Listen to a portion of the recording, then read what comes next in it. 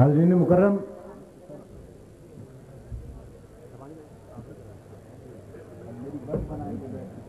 نہایت ہی ادب کے ساتھ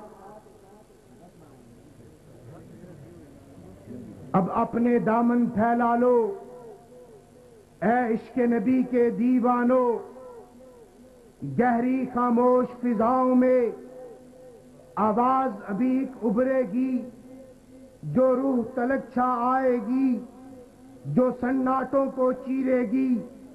فیضان نبی کا بٹتا ہے، رب رحمت کا در کھولتا ہے، ایک جادو سا چھا جاتا ہے جب میرا قائد بولتا ہے، پھر تار دلوں کے بجتے ہیں، احساس کی ٹھنڈی بوندوں سے ایک رم جم ہوتی ہے، ہر روح کے تپتے صحرا پر کچھ سائے سے لہراتے ہیں، پھر نظر کرم فرمانے کو وہ پاک محمد آتے ہیں۔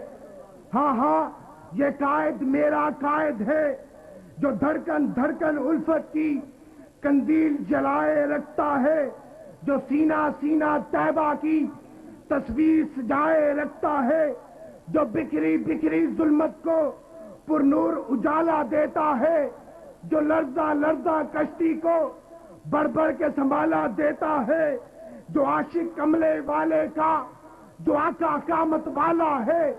یہ دنیا والے کیا جانے اسے ناز سے کس نے پالا ہے، یہ دنیا والے کیا جانے اسے ناز سے کس نے پالا ہے۔ ہم لوگ بہت خوش قسمت ہیں جو اپنی روحوں میں جو اشک لٹانے آئے ہیں، کچھ درد سنانے آئے ہیں۔ یہ سارے بازو قائد کے، یہ سارے جذبے قائد کے، یہ ساری آنکھیں قائد کی، یہ سارے سینے قائد کے، سارے شعلے قائد کے، سارے چاہنے والے انداز نرالے، ہر آواز وہاں پہ کس سے، ہر آنکھ حوالے۔ گر روک جو لوگ حسد جو کرتے ہیں، گر روک سکے تو روک ملے، پر خوشبو کب رکتی ہے، یہ خوشبو پھر بھی پھیلے گی، یہ جادو پھر بھی بولے گا۔ جو آقا آقا بولتے ہیں وہ طوفان سے کب ڈولتے ہیں، یہ جذبے بڑھتے جائیں گے، یہ رستے کٹتے جائیں گے، آفاق میں پھیلی ظلمت میں، ہر شام کے پھیلے کاجل میں، ہم دیکھیں گے سب دیکھیں گے جب باطن ظاہر چمکے گا، ہاں مشرق و مغرب ہر جانب جب میرا طاہر چمکے گا۔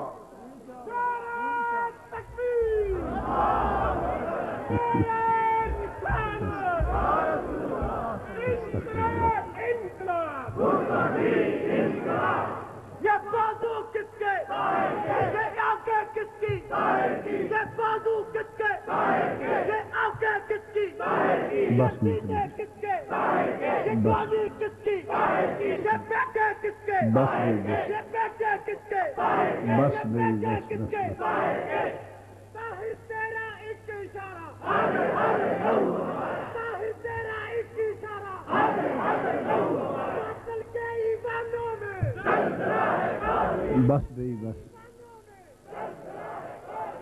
اللہ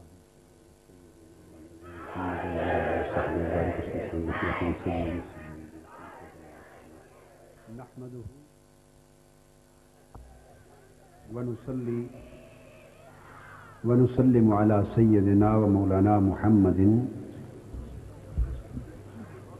رسوله النبي الأمين المكين الحنين الكريم الرؤوف الرحيم. أما بعد فأعوذ بالله من الشيطان الرجيم. بسم الله الرحمن الرحيم. كما أخرجك ربك من بيتك بالحق وإن فريقا من المؤمنين لكارهون يجادلونك في الحق بعدما تبين كأنما يساقون إلى الموت وهم ينظرون.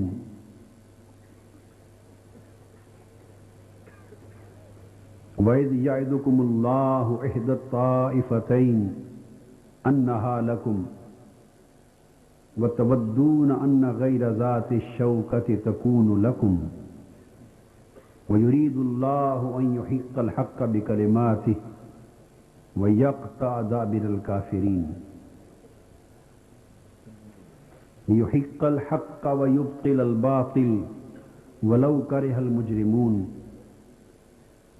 إِذْ تَسْتَغِيثُونَ رَبَّكُمْ فَاسْتَجَابَ لَكُمْ أَنِّي مُمِدُّكُمْ بِأَلْفٍ مِّنَ الْمَلَائِكَةِ مُرْدِفِينَ وَمَا جَعَلَهُ اللَّهُ إِلَّا بُشْرَى وَلِتَطْمَئِنَّ بِهِ قُلُوبُكُمْ وَمَا النَّصْرُ إِلَّا مِنْ عِندِ اللَّهِ إِنَّ اللَّهَ عَزِيزٌ حَكِيمٌ صدق اللہ مولانا العظیم۔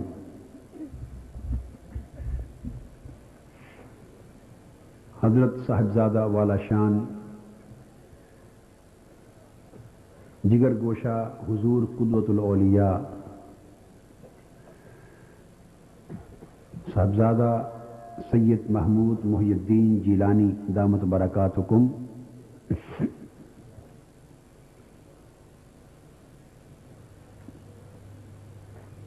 معزز مشائخ و علماء کرام، معتکفین و معتکفات، معزز خواتین و حضرات اور عزیزان گرامی قدر،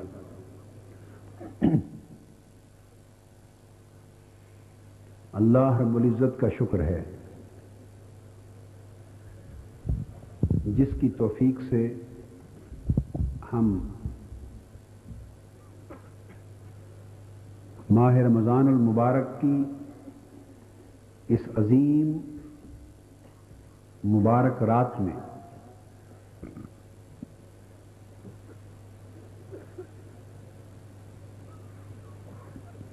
اس بابرکت اور باسعادت مقام پر یعنی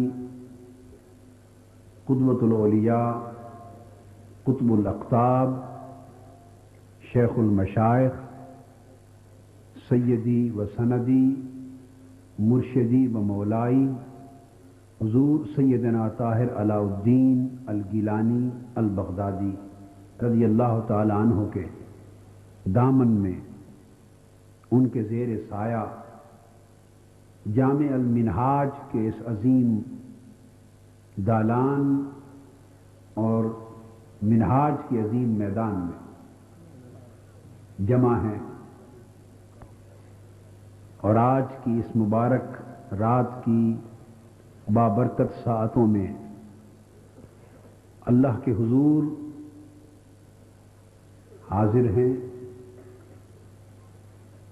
اپنے قلب و باطن کو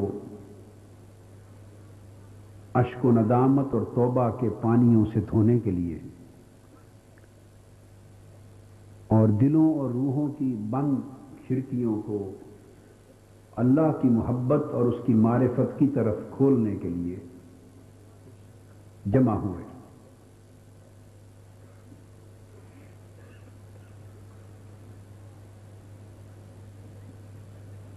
اور ہمارے لیے ان تمام برکتوں اور سعادتوں پر مزید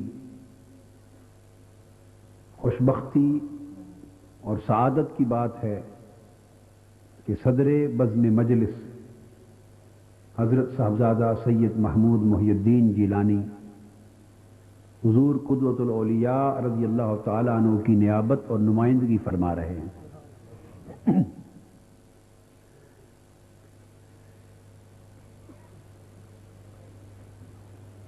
میں نے اس وقت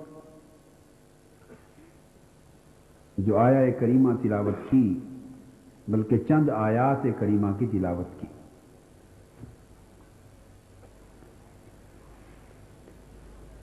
یہ ظاہراً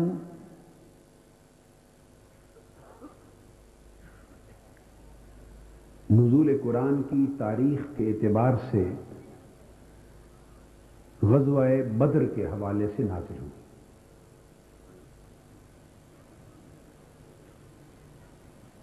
جب اللہ رب العزت نے حضور نبی اکرم صلی اللہ علیہ وآلہ وسلم کو اور لشکر اسلام کو صحابہ کرام کو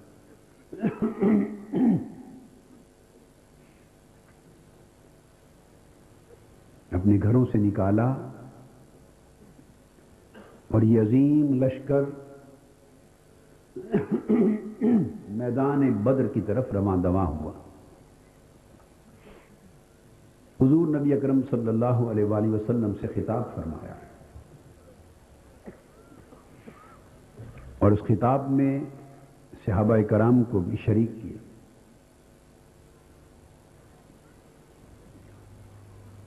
وہ معروف معنی اور مفہوم اور وہ متداول معنی اور مراد جو ان آیات کریمہ کی ترجموں میں موجود ہے، تفسیروں میں موجود ہے، علماء اسے بیان کرتے ہیں اور آپ سنتے ہیں، وہ اپنی جگہ حق ہے اور صادق ہے۔ آج ہم اس معروف معنی اور مراد کا جو ایک باطنی اور روحانی رخ ہے، جس کا تعلق ہمارے من کی اصلاح کے ساتھ ہے، جس کا تعلق ہمارے اندر کے معرکہ بدر کے ساتھ ہے۔ ایک معرکہ بدر وہ ہے جو پہلی سنہ ہجری میں برپا ہوا اور لشکر اسلام مدینہ سے چلا، لشکر کفر مکہ سے چلا، اور حق اور باطل کی پہلی جنگ سرزمین بدر پہ ہوئی، اور اللہ رب العزت نے ملائکہ کی مدد نازل فرمائی اور لشکر اسلام کو عظیم تاریخی فتح سے بہریاب فرمایا۔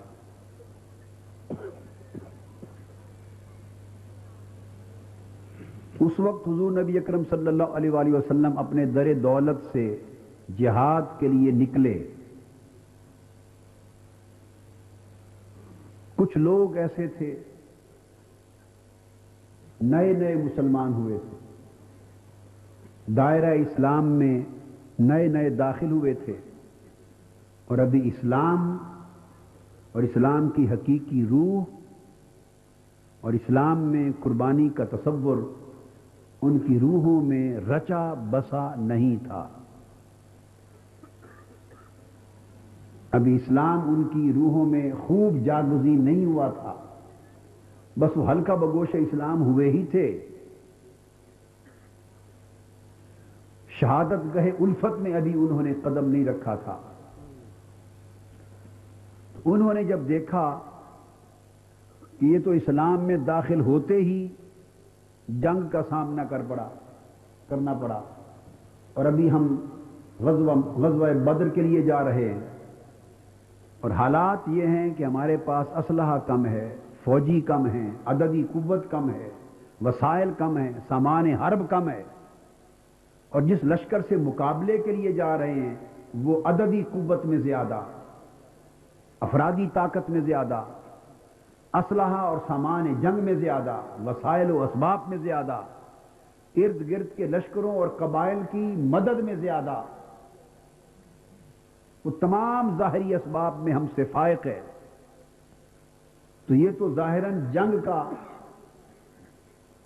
کوئی ماحول نظر نہیں آتا، یہ تو سیدھا سیدھا ایسی صورت ہے کہ اس کے ہاتھوں ہم شہید ہو جائیں گے، مارے جائیں گے۔ لہذا موت انہیں میدان بدر کی طرف بلایا جانا ایسے لگا جیسے براہ راست موت کی طرف بلائے جا رہے، تو یہ بلاوا ان کی طبیعتوں پہ ناگوار گزرا۔ قرآن مجید نے اس نقطے کو اور اس لمحے کو بیان فرمایا۔ اب میں نے تمہید میں اس کا ذکر کرنا تھا سو کر چکا، اب ہم اس کے معنی باطنی کی طرف التفات کرتے ہیں۔ اس کا ایک معنی تو وہ ہے جو تاریخ میں وارد ہو چکا اور جو صفحات تاریخ پر رقم ہو چکا۔ ایک معنی اس آیت کریمہ کا وہ ہے جو ہر فرد بشر اور ہر مسلمان کے قلب اور باطن پہ وارد ہو رہا ہے۔ ایک غزوہ بدر وہ تھا جو سرزمین عرب میں بپا ہوا، ایک غزوہ بدر وہ ہے جو ہر مسلمان کے من کے اندر بپا ہے۔ اس غزوہ میں بھی دو لشکر تھے، لشکر اسلام اور لشکر کفر، جن میں گھمسان کی جنگ ہوئی۔ اور جو غزوہ بدر ہمارے من کے اندر بپا ہے، اس میں بھی دو ہی لشکر ہیں، ایک نفس کا لشکر ہے، ایک روح کا لشکر ہے، اور ان میں بھی پہلے دن سے گھمسان کی جنگ بپا ہے۔ اس معرکہ بدر میں بھی لشکر اسلام کے پاس ساز و سامان کم تھا، وسائل کم تھے، افرادی قوت کم تھی، اور لشکر کفر افرادی قوت اور سامان حرب کے اعتبار سے بڑا مضبوط اور طاقتور تھا۔ دیکھنے میں لشکر اسلام کا کوئی مقابلہ لشکر کفر کے ساتھ نہ تھا۔ اور ہمارے باطن میں جو غزوہ بدر بپا ہے، اس میں بھی روح کا لشکر قوت میں کمزور ہے، وسائل میں کمزور ہے، رغبتوں میں کمزور ہے، سامان حرب میں کمزور ہے، اور نفس کا باطل لشکر اس کے پاس سامان بھی زیادہ ہے، کشش بھی زیادہ ہے، رغبت بھی زیادہ ہے، طاقت بھی زیادہ ہے، قوت بھی زیادہ ہے، تائید بھی زیادہ ہے۔ معرکہ بدر ہر مومن کے باطن میں بپا ہے، نفس کا لشکر مضبوط ہے، روح کا لشکر کمزور ہے، گمسان کی جنگ ہے، روح اپنے آپ کو پردیس میں محسوس کرتی ہے، نفس دیس میں محسوس کرتا ہے، اور اس موقع پر رب کائنات کی آواز آ رہی ہے، لوگوں اس معرکہ بدر میں کون ہے جو روح کے لشکر میں شامل ہو جائے؟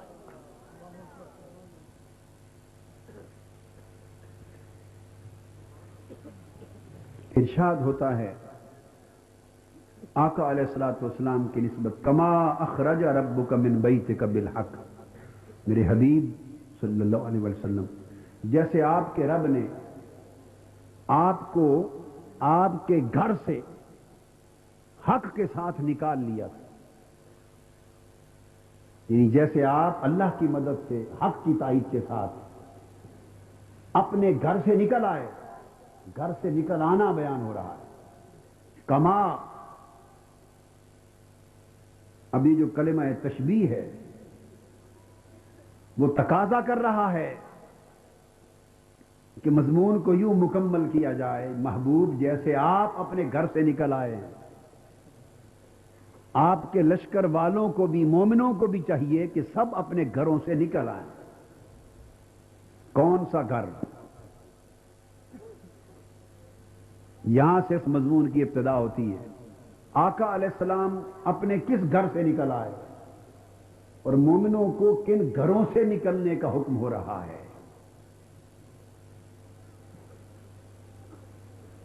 ایک گھر تو وہ تھا جس کی بات ہو چکی، اب ایک گھر اس وجود کا ہے،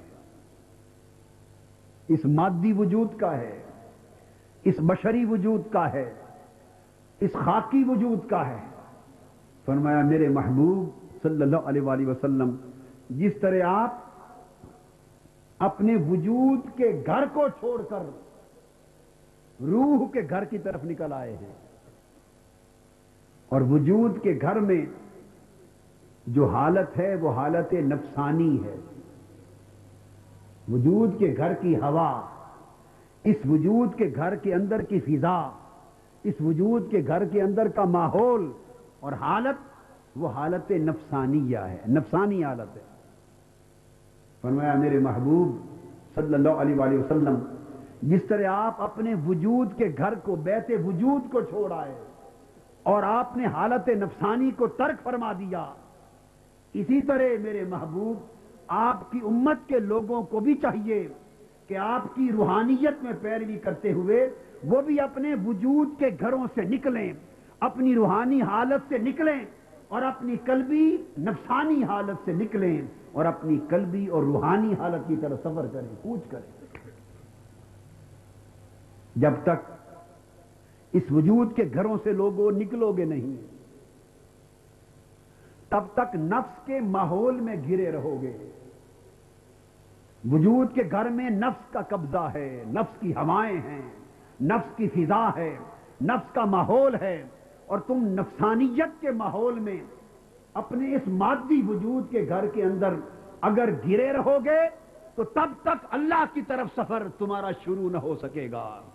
اگر چاہتے ہو کہ تائب بن جاؤ اور تمہیں توبہ میں استقامت ملے، اگر چاہتے ہو کہ اے طائر لاہوتی، چاہتے ہو کہ جس عالم لاہوت کے وطن سے تم آئے ہو پلٹ کر اپنے اس لاہوتی وطن کی طرف سفر شروع کر دو، چاہتے ہو کہ اللہ سے تعلق پھر سے جڑ جائے، چاہتے ہو کہ اللہ کو جو بھول گئے وہ یاد من میں پھر سے متمکن ہو جائے، اگر چاہتے ہو کہ اللہ کی بندگی پھر جاگ اٹھے، اگر چاہتے ہو کہ یہ من کے اندر کی اندھیری راتیں ختم ہو جائیں اور نور حق کا اجالا تمہارے اندر آ جائے، تو اس کا نقطہ آغاز یہ ہوگا کہ اپنے وجود کے گھروں کو چھوڑ دو، نفسانیت کی فضا سے نکل آؤ، نفسانیت کی حالت سے نکل آؤ، نفس کو چھوڑو اور قلب دل کی طرف سفر کرو، پھر دل کو چھوڑو روح کی طرف سفر کرو،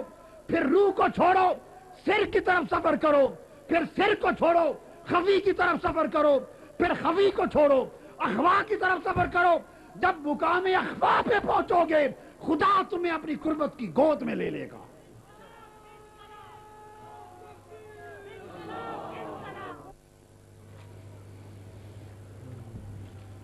اللہ پاک نے فرمایا کہ محبوب جیسے آپ نکل آئے ہیں اپنے وجود کے گھر سے، یہ آپ کے امتی بھی نکل آئے نا۔ یہ جو 27ویں شب کو جمع ہوئے ہیں، یہ جو 10 دن اعتکاف کے لیے آ کے بیٹھے ہیں، جو شب قدر میں ہزاروں لاکھوں کی تعداد میں دنیا کے اطراف و اکناف سے چل چل کے سردی میں آئے ہیں، کس لیے آئے ہیں؟ محبوب ان کو بتائیے کہ جیسے آپ اپنے گھر سے نکل آئے ہیں یہ بھی گھروں سے نکل آئے۔ ایک گھر وہ تھے جو آپ چھوڑ کے آ گئے، مگر دوستو خالی ان گھروں کو چھوڑنے سے من میں کوئی فرق نہیں پڑتا۔ 100 بار ان گھروں کو چھوڑا، حج کرنے بھی گئے، پلٹ کر پھر اسی گھر میں آ گئے، عمروں پر گئے، پلٹ کے اسی گھر میں آ گئے۔ جب تک اس گھر کو گھر سمجھو گے جاتے رہو گے، آتے رہو گے، اس گھر سے نکلنا کچھ نہیں دے گا۔ آؤ دوسرے گھر کو سمجھو کہ ایک اس گھر سے بڑا گھر، مضبوط گھر، خطرناک گھر، ہولناک گھر، وہ تمہارے قلب اور باطن کے اوپر نفس کا گھر، وجود کا گھر مسلط ہے۔ اگر نکلنا ہے ان گھروں سے نکلنے سے کیا حاصل ہوگا؟ نکلو وجود کے گھر سے، نکلو نفسانیت کے گھر سے، نکلو شہوتوں کے گھر سے، نکلو خواہشوں کے گھر سے، نکلو حرص کے گھر سے، نکلو لالچ کے گھر سے، نکلو تکبر کے گھر سے، نکلو حسد کے گھر سے، نکلو جاؤ منصب کی ہوس کے گھر سے نکلو۔ ارے یہ اینٹیں، یہ پتھر جنہوں نے حرص اور ہوس کے مضبوط گھر میں تمہیں قید کر رکھا ہے، توڑ دو اس گھر کی کھڑکیوں کو، دیواروں کو، نکل آؤ اس وجود اور نفس کے گھر سے، نکل آؤ۔ جب تم اس گھر سے نکل آؤ گے بے گھر نہیں ہو جاؤ گے، اللہ تمہیں اس سے اعلیٰ گھر، قلبی گھر عطا کر دے گا۔ اس سے نکلو گے بے گھر نہیں آؤ گے، اللہ اس سے اعلیٰ گھر، روحانی گھر عطا کر دے گا۔ یہ گھر ناسوتی ہے، وہ گھر ملکوتی ہوں گے۔ اس گھر کے پڑوس میں خدا جانے کون کون رہتے ہیں، اس گھر کے پڑوس میں ملائکہ رہتے ہوں گے، انبیاء کی روحیں رہتی ہوں گی، شہداء اور اولیاء رہتے ہوں گے۔ اس گھر میں کبھی بجلی آتی ہے، کبھی چلی جاتی ہے، کبھی روشنی ہے، کبھی اندھیرا ہے۔ جب اس گھر میں آ جاؤ گے وہاں کی روشنی انوار الہیہ سے ہوگی، وہ کبھی اندھیرا نہیں ہوگا۔ اس کوٹھے میں کبھی اندھیرا نہیں ہوگا، وہ دل کا کوٹھا، وہ روح کا کوٹھا، وہ باطن کا کوٹھا۔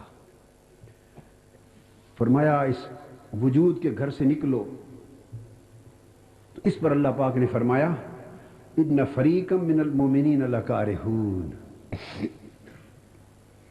جب بات کرتے ہیں مسلمانوں کو کہ وجود اور نفسانیت کے گھر سے نکل آؤ اور روحانیت کے گھر کی طرف چلو. تو فرمایا ان مسلمانوں میں ایک بہت بڑا طبقہ ہے، جب نکلنے کی بات ہوتی ہے تو گھبرا جاتے ہیں.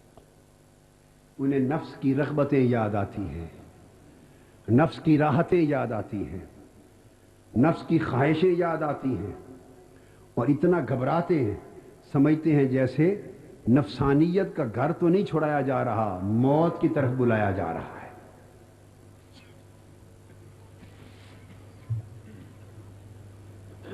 تو میں مسلمان ہیں، جب انہیں کہتے ہیں کہ وجود و نفس کے گھر سے نکل آؤ تو گھبراتے ہیں، ناپسند کرتے ہیں، ہمت نہیں کرتے. کاروبار یاد آتے ہیں، بیوی بچے یاد آتے ہیں، گھر بار یاد آتا ہے، مادی نفع نقصان یاد آتا ہے، رشتے یاد آتے ہیں، ہوس زر یاد آتی. خدا جانے وہ حرص و ہوس کی جو فضائیں اور ہوائیں جن میں مانوس ہو گئی ہیں طبیعتیں، وہ یاد آتی. سو نفس کے گھر سے نکلنے کو ان کا جی نہیں کرتا. کیوں؟ کہ نفس نے اپنا گھر، وجود نے اپنا نفسانی گھر بڑی زیب و زینت کے ساتھ سجا رکھا ہے، اور اسی زیب و زینت نے انسان کو دھوکہ دے رکھا ہے. جیسے گھر سجائے جاتے ہیں نا، چونا کلی کی جاتا ہے، ڈسٹیمپر کیے جاتے ہیں، انیمل کیے جاتے ہیں، پھر اس کے اندر خوبصورت سجاوٹ کی جاتی ہے، فریم لگائے جاتے ہیں، اور خدا جانے کیا کیا کمکمے لگا کے زیب و زینت کے ساتھ گھر کو اتنا سجایا جاتا ہے کہ انسان کا بار بار دیکھنے کو جی کرتا ہے. اللہ پاک نے فرمایا کہ وجود نے اپنے نفسانی گھر کو اتنی زیب و زینت دی ہے اور سجا رکھا ہے کہ اس کو چھوڑنے کا انسان کا دل نہیں کرتا. اور وہ زیب و زینت کیا ہے نفسانی گھر کی؟ زین للناس حب الشہوات، شہوتوں کی زینت ہے وجود کے نفسانی گھر کو. حب الشہوات من النساء، عورتوں کی رغبت ہے، بیویوں کی رغبت ہے، والبنین، اولاد کی رغبت ہے. یہ وہ رغبتیں ہیں جو زنجیریں بن کے قدموں کو اور ٹانگوں کو جکڑ کے رکھی ہوئی. یہ زنجیریں ہیں جو نفسانیت کی قید میں انسان کو جکڑے ہوئے ہیں. کچھ لوگ نکلنے کا سوچتے ہیں تو عورتوں اور بیویوں کی محبت کی زنجیر پاؤں کو کھینچ لیتی ہے. کچھ نفسانی گھر سے نکلنے کا سوچتے ہیں تو اولاد کی محبت ان کی زنجیر بن جاتی ہے. کچھ نکلنے کا سوچتے ہیں والقناطیر المقنطرہ، وہ جو ساری زندگی کاروبار کر کے کمایا، مال دولت سونے چاندی کے ڈھیر لگا لیے، وہ زنجیر بن جاتے ہیں، روک لیتے ہیں. کچھ لوگ ارادہ کرتے ہیں نکلنے کا والخیل المسومہ، وہ گھوڑے، وہ طاقت کے شاہکار، وہ قوت، وہ سلطنت، وہ حکومت اور اقتدار، یہ مزے زنجیریں بن کے اس کو روک لیتی ہیں. کبھی نکلنے کا خیال آتا ہے تو والانعام والحرث، کھیتی باڑی، زراعت، دنیا، اناج اور پوری دنیا کی سلطانیاں، یہ زنجیریں بن کے انسان کو روک لیتی ہیں. ذالک متاع الحیات الدنیا، یہ دنیاوی مادی زندگی کی متاع ہے، اور یہی وجود کے گھر میں نفسانی زینتیں ہیں. نفس نے یہ خوبصورتیاں بنا رکھی ہیں.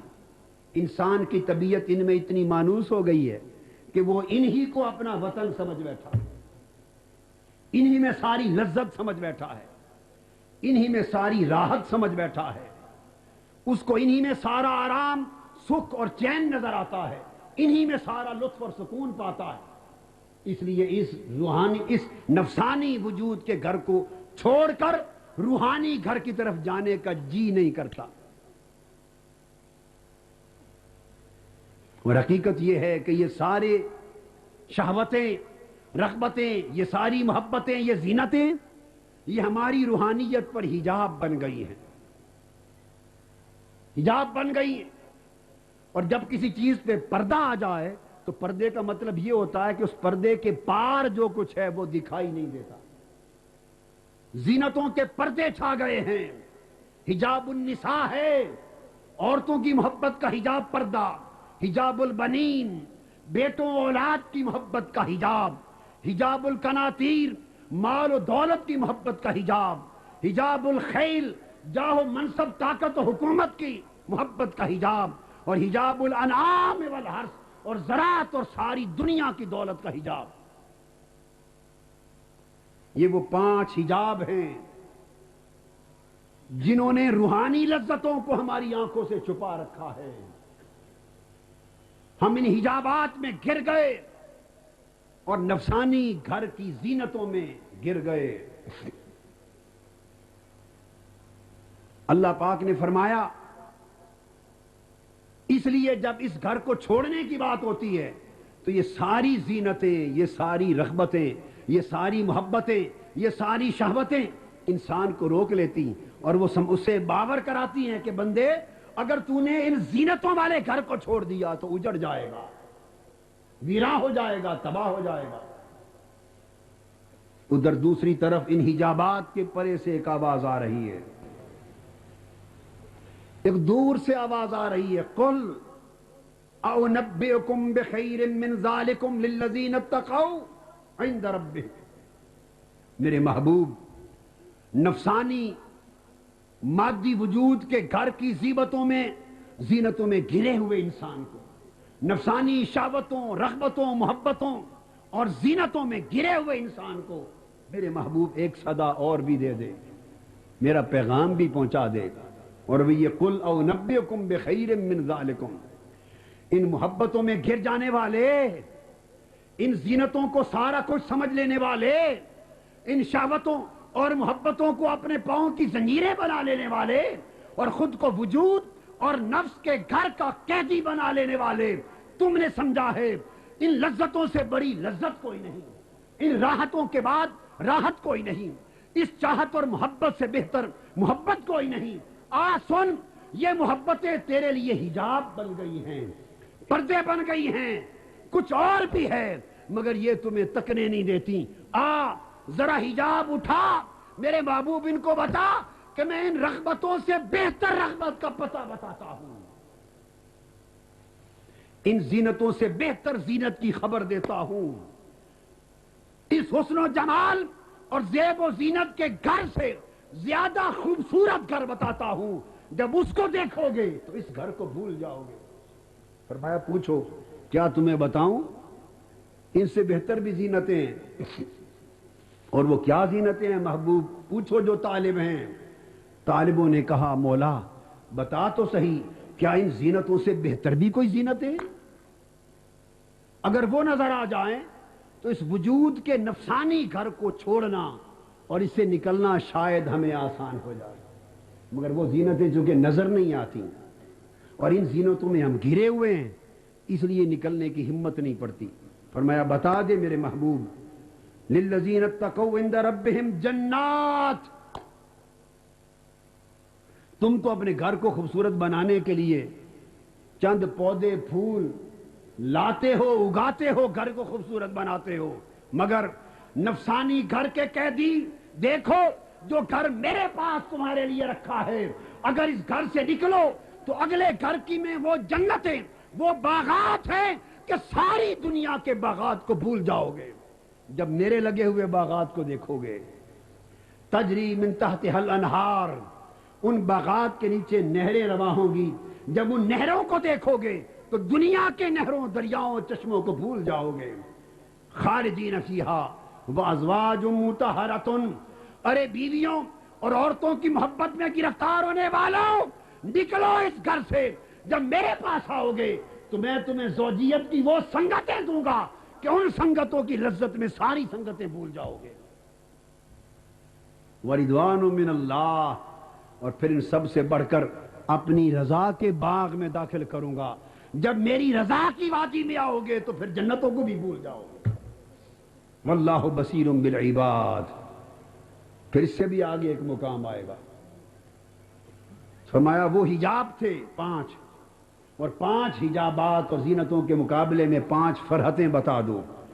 فرحت جنات ہے، اخروی باغات کی فرحت، اخروی نہروں کی فرحت، اخروی سنگتوں کی فرحت، اور رضوان اللہ کی رضا کی فرحت، اور سب سے بڑھ کر واللہ بصیر بالعباد، پھر آگے ایک ایسا مقام بھی میں نے رکھا ہے کہ اگر کوئی وہاں تک پہنچ جائے تو میں تک کر ان کو تکتا ہوں۔ یہ ساحل، یہ مقام دیدار ہے، یہ جوار غفار ہے، اللہ کی قربت کا مقام، اللہ کے دیدار کا مقام۔ جو رضا کی وادی سے گزر جاتے ہیں وہ خدا کے دیدار کے مقام تک پہنچتے ہیں۔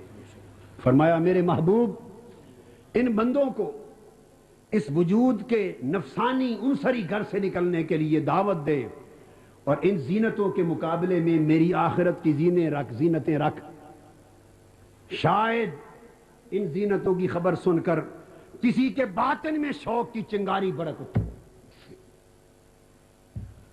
سردیوں کی یخ بستہ رات میں سفر کر کے طے کر کے آنے والوں، اللہ نے ان زینتوں کی خبر دی ہے کہ شاید ہم میں سے کسی کے باطن میں شوق کی چنگاری بھڑک اٹھے، شاید اس چنگاری کو طلب اور محبت کی پھونک لگ جائے، شاید اس ہوا سے عشق کی آگ بھڑک اٹھے، عشق الہیہ کا شعلہ بھڑک اٹھے۔ اگر آگ جل گئی تو شہوتوں کے سارے حجابات جل کر راکھ ہو جائیں گے، رغبتوں کے پردے راکھ ہو جائیں گے، نفسانی زینتوں کے پردے راکھ ہو جائیں گے، اور جب نفس کی زینتیں، شہوتیں، رغبتیں جل کر خاکستر ہو جائیں گی، اس وقت مطلع قلب صاف ہوگا، دل کا سویرا صاف ہوگا۔ اس کے مطلع پر دیکھنا، جس حسن و جمال کے لیے تم مارے مارے پھرتے تھے، ان سارے حسینوں سے بڑھ کر حسین کا چہرہ نظر آئے گا۔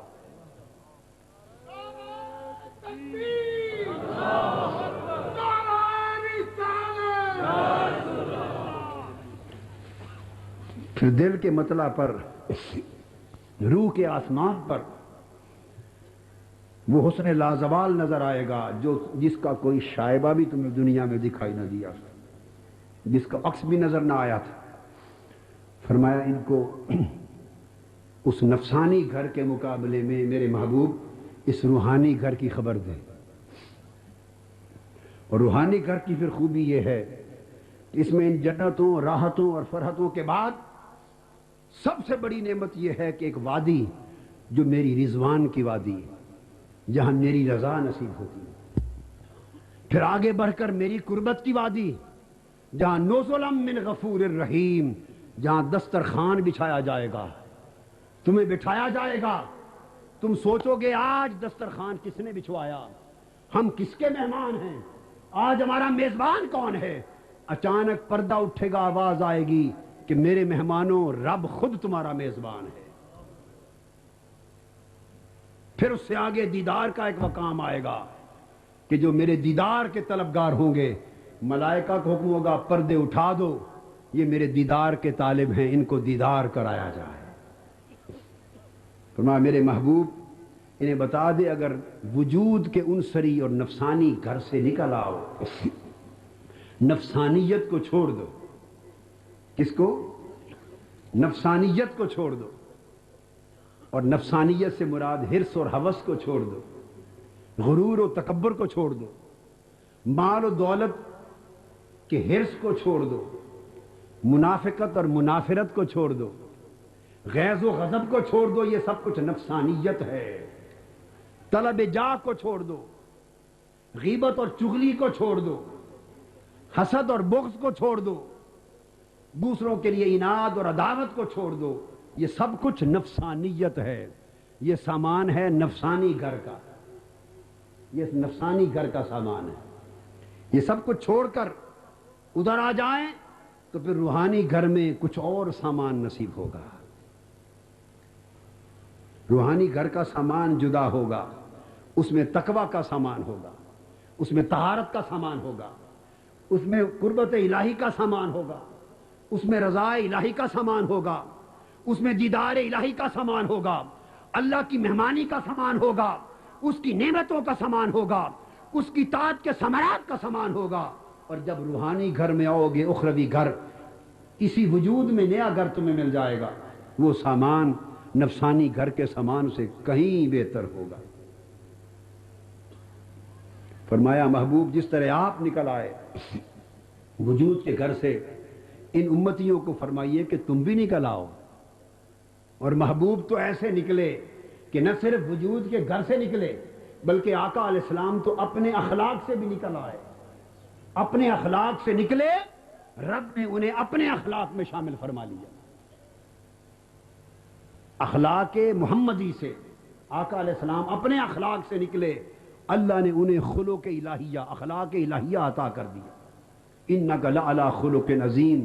تو اللہ پاک نے اپنے اخلاق کا رنگ چڑھا دیا. تو جب تک کوئی شخص کسی ایک جگہ کو نہیں چھوڑتا، اگلی منزل نصیب نہیں ہوتی. ہمارا المیہ یہ ہے کہ ہم نفسانی گھر کو چھوڑنے کے لیے تیار نہیں، اور کیجولی وقتاً فوقتاً گھر سے نکل کے عبادت کے لیے، توبہ کے لیے، دعا کے لیے، رونے کے لیے، اعتکاف کے لیے، حج اور عمرہ کے لیے، ٹیمپرری فیز میں نیکیوں کی ادائیگی کے لیے نکلتے ہیں، اور پلٹ کر جب موسم ختم ہوتا ہے گھوم کے اسی نفسانی گھر میں چلے جاتے ہیں. رمضان کا موسم ختم ہوگا، گھوم کے پھر نفسانی گھر میں چلے جائیں گے. وہی غیبت ہوگی، وہی چغلی ہوگی، وہی حرص ہوگا، وہی لالچ ہوگا، وہی دنیا طلبی ہوگی، زر پرستی ہوگی، وہ ساری شہوتیں ہوں گی، دنیا کی زیب اور زینتیں ہوں گی، وہ تکبر ہوگا، وہ رعونت ہوگا. بس سارا کچھ پلٹ کے پھر نفسانی گھر کا ساز و سامان ہوگا اور ہم ہوں گے. نتیجہ یہ کہ ہم گھوم پھر کے ساری زندگی اپنی اسی تاریکی میں گزار کے ختم کر رہے ہیں. اور اللہ پاک نے رسول دے دیا کما اخرج ربک من بیتک بالحق. جب تک اس گھر کو چھوڑ نہ دو، اس گھر سے نکل نہ آؤ، دوسرا گھر جو تیار ہے وہ تمہیں رہنے کے لیے مل نہیں سکتا. دکھایا تو جا سکتا ہے مگر وہ گھر مل نہیں سکتا. اگر اس دوسرے گھر کو چاہتے ہو تو اس نفسانی گھر کو چھوڑ دو. پھر اللہ پاک نے آگے اس سے متصل ایک اور بات کی اسی غزوہ بدر کے حوالے سے. فرمایا وَإِذْ يَعِدُكُمُ اللَّهُ إِحْدَى الطَّائِفَتَيْنِ أَنَّهَا لَكُمْ. جب وہ لشکر اسلام میدان بدر کی طرف نکلنے والا تھا تو دو لشکر تھے کافروں کے، ایک چھوٹا سا تھا ایک بڑا تھا. اللہ نے فرمایا کہ ان دو میں سے جو بڑا لشکر ہے میں تمہیں اس پر فتح عطا کر دوں گا. اے روح کے سپاہیوں، میں تمہیں بڑی فتح عطا کر دوں گا. اور تم لوگ کیا کرتے تھے؟ وَتَوَدُّونَ أَنَّ غَيْرَ ذَاتِ الشَّوْكَةِ تَكُونُ لَكُمْ. اور تم یہ چاہتے تھے کہ وہ جو دوسرا چھوٹا سا لشکر ہے اس میں مال و دولت تھا، سامان تجارت تھا، دنیاوی منفعت تھی، تم چاہتے تھے کہ ہمیں وہ مل جائے. مطلب کیا کہ تم نیکی کی راہ پہ نکلتے ہو اور نیکی کی راہ پر نکل کے بھی تمہاری نگاہ دنیاوی مفاد پہ ہوتی، دنیا کی منفعت پہ ہوتی. عبادت کرتے ہو، سجدے کرتے ہو اور کہتے ہو میرا کاروبار چمک اٹھے. خدا کے حضور روتے ہو اور کہتے ہو میرے رزق میں کشائش آ جائے، فراخی آ جائے، مقدموں سے چھوٹ جاؤں، اولاد میں برکت ہو جائے، مسائل دنیا کے حل ہو جائیں، گھر میں خیر ہو جائے، امتحانوں میں پاس ہو جاؤں، بیماری دور ہو جائے، رزق بڑھ جائے، ایک کی دو دکانیں بن جائیں، دو کی چار کاریں بن جائیں، ایک کی دو کوٹھیاں بن جائیں، دولت میں تلنے لگوں، انبار لگ جائیں، میرے قرضے رک گئے ہیں قرضے جاری ہو جائیں، ایل سی بند ہو گئی وہ کھل جائے، تجارت ہو جائے، فیکٹری لگ جائے، انڈسٹری لگ جائے، بینک قرضہ روک کے بیٹھا ہے وہ مل جائے. فرمایا وَتَوَدُّونَ أَنَّ غَيْرَ ذَاتِ الشَّوْكَةِ تَكُونُ لَكُمْ. ارے نادان، میرے حضور آ کے سجدہ کرتا ہے، رکوع کرتا ہے، رات کو جاگتا ہے، 10 دن اعتکاف کرتا ہے، سخت شدت کی ٹھنڈی رات میں آ کے جاگتا ہے اور میرے لیے سفر کرتا ہے. اور سفر کر کے ساری مشقتیں برداشت کر کے میں انتظار کرتا ہوں کہ میرے بندے نے تکلیفیں اٹھائیں، اب مانگتا کیا ہے. انتظار کر کر کے کہ بندے نے سجدے کیے، روتا رہا، توبہ کرتا رہا، وہ سجود کرتا رہا، نوافل پڑھتا رہا، تسبیح کرتا رہا، راتوں کا آرام تج کیا، بستر چھوڑے، گھر بار چھوڑا، رب کی رحمت منتظر رہی.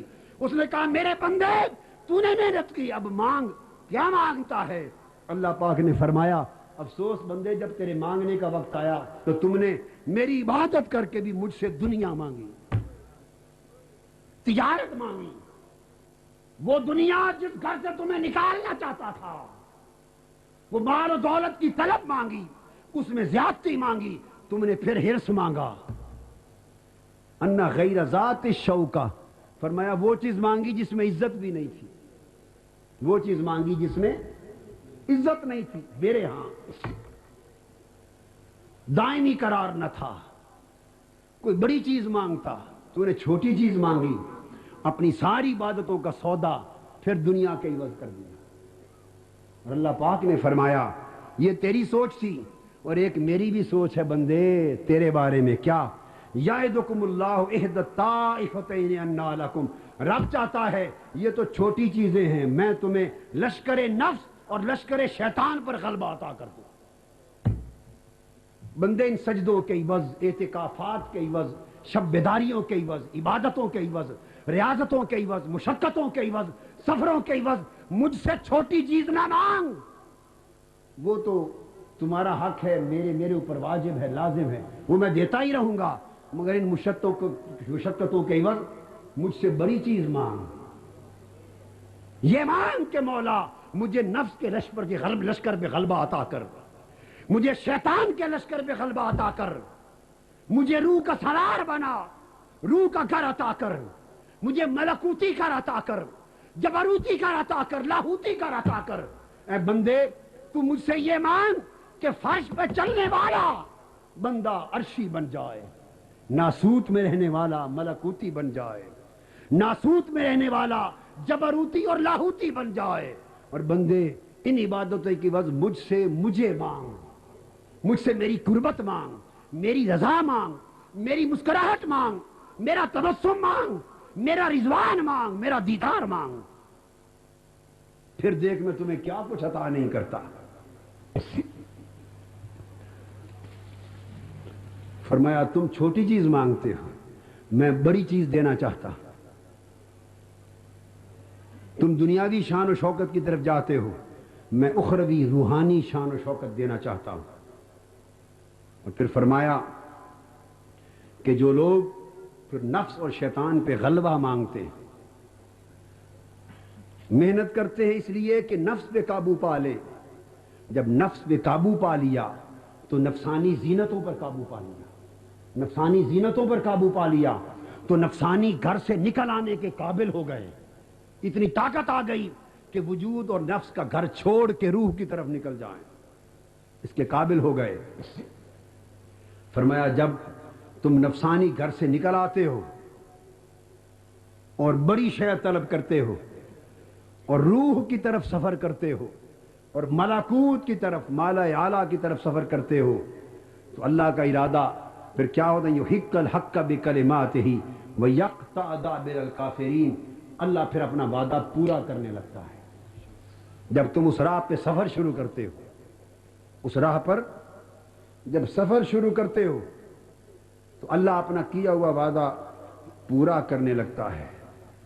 حکم یہ ہو رہا ہے کہ بندے تو اس نفسانی گھر سے نکل کے تو دیکھ، اور جو اللہ چاہتا ہے وہ مانگ کے تو دیکھ. اپنی چھوٹی پس گھٹیا چاہت میں اپنے آپ کو قید نہ کر، اس چاہت کے قید سے نکل، اس چاہت کی طرف جا جو اللہ نے تیرے لیے چاہی. نکلو، اللہ پھر اپنے وعدے کو حق کرتا ہے اور تمہارے دلوں پر اللہ پاک اپنے روحانی اثرات اور انوار و تجلیات کا نزول فرماتا. دلوں پر حق کی واردات ہوتی. اور یحق الحق بکلماتہ، اللہ نے جو وعدہ کیا تھا کہ جنت و اخروی جنتوں کی لذت ہے، نہروں کی لذت ہے، ازواج کی لذت ہے، رضوان الہی کی لذت ہے، دیدار الہی کی لذت ہے، انوار الہیہ کی لذت ہے. اللہ نے جو وعدے کیے تھے، جب بندہ نفسانیت کے گھر سے نکل پڑتا ہے اور اللہ کا مسافر بن جاتا ہے اور اللہ کی رضا کی طرف چل پڑتا ہے، ان یحق الحق بکلماتہ، تو اللہ اپنے وعدے پورے کرنے لگتا ہے. اس کے دل پر یکے بعد دیگرے اپنے انوار اتارتا ہے. تو اللہ کی راہ میں چلتے چلتے عالم روحانیت میں ابھی وہ جنت، آخرت کی جنت میں پہنچا نہیں، مگر دل کی آنکھ سے جنت کے نظارے ہونے لگتے ہیں. دل کی آنکھ جنت کے نظاروں میں گم ہو جاتی ہے. کبھی اخروی نہروں کے نظارے ہوتے ہیں، کبھی ازواج آخرت کے نظارے ہوتے ہیں، کبھی اللہ کی رضوان، رضا، انوار اور تجلیات کی شکل میں دل اور باطن میں اتر جاتی ہے، اور دیدار حق کی تجلیات اترتی ہیں، مستی آتی ہے، بے خودی آتی ہے. انسان یہاں مجلس میں بیٹھا ہوا پھر کھویا کھویا ہونے لگتا ہے، جلوت میں بیٹھ کر خلوت میں چلا جاتا ہے، دوستوں کے ہجوم میں بیٹھا ہوا اس کی طرف رجوع کرتا ہے، کوئی سمجھتا ہے مجھے تک رہا ہے، وہ اس کی نعمتوں کو تک رہا ہوتا ہے۔ دل آخرت کے نظاروں میں گم ہو جاتا ہے، اور وہ جو مرنے کے بعد نصیب ہونا تھا وہ اسی زندگی میں قلب اور باطن کی کیفیات بنا کر طاری ہونے لگتا ہے۔ یہ وہ مقام ہے جو کبھی کبھی اولیاء اللہ بیان کرتے ہیں، ان کی زبان سے یہ کیفیتیں کبھی وارد ہوتی ہیں، اور یہ ابتدائی بات ہے۔ جو ہی بندہ مسافر بنتا ہے رب کی طرف، یہ تجلیات، یہ کیفیات، یہ انوار اور یہ مشاہدات تو ابتدائی احوال میں شروع ہو جاتے ہیں، اور یہ اس لیے ہوتے ہیں تاکہ بندے کو یقین ہو جائے کہ جس کی یہ تجلی ہے وہ کوئی تجلی والا بھی ہوگا، جس حسن کی یہ جھلک ہے آخرت میں وہ کوئی حسن بھی ہوگا۔ تو اس کے ریفلیکشنز آنا شروع ہو جاتے ہیں۔ کیا آتے ہیں؟ ریفلیکشنز آنا شروع ہو جاتے ہیں۔ وَيُبْطِلَ الْبَاطِلَ، اور باطل خیالات کو معدوم کر دیا جاتا ہے۔ یہ جو آپ کہتے ہیں نا نماز بھی پڑھتے ہیں مگر فاسد خیالات آتے ہیں، روزے رکھتے ہیں خیالات فاسد آتے ہیں، شیطانی وسوسے آتے ہیں، تلاوت کرتے ہیں، نماز پڑھتے ہیں، عبادت کرتے ہیں، حج کرتے ہیں، ساری محنت کرتے ہیں، مگر باطل وسوسے اور خیالات آتے ہیں۔ وہ باطل وسوسے اور خیالات کیوں آتے ہیں؟ آپ وظیفے پوچھتے ہیں ختم کرنے کے لیے، سبب یہ ہے کہ نماز پڑھ رہے ہو، حج کر رہے ہو، عمرہ کر رہے ہو، عبادت تسبیح جو کچھ کر رہے ہو، مگر سوچو رہ کس گھر میں رہے ہو۔ عبادت اپنی جگہ، رہتے تو نفسانیت کے گھر میں ہی ہو نا، کیونکہ رہائش تمہاری نفسانیت کے گھر میں ہے، تو جب ڈیرا نفسانیت کے گھر میں ہے تو نفسانی خیالات کیوں نہیں آئیں گے، شیطانی وسوسے کیوں نہیں آئیں گے؟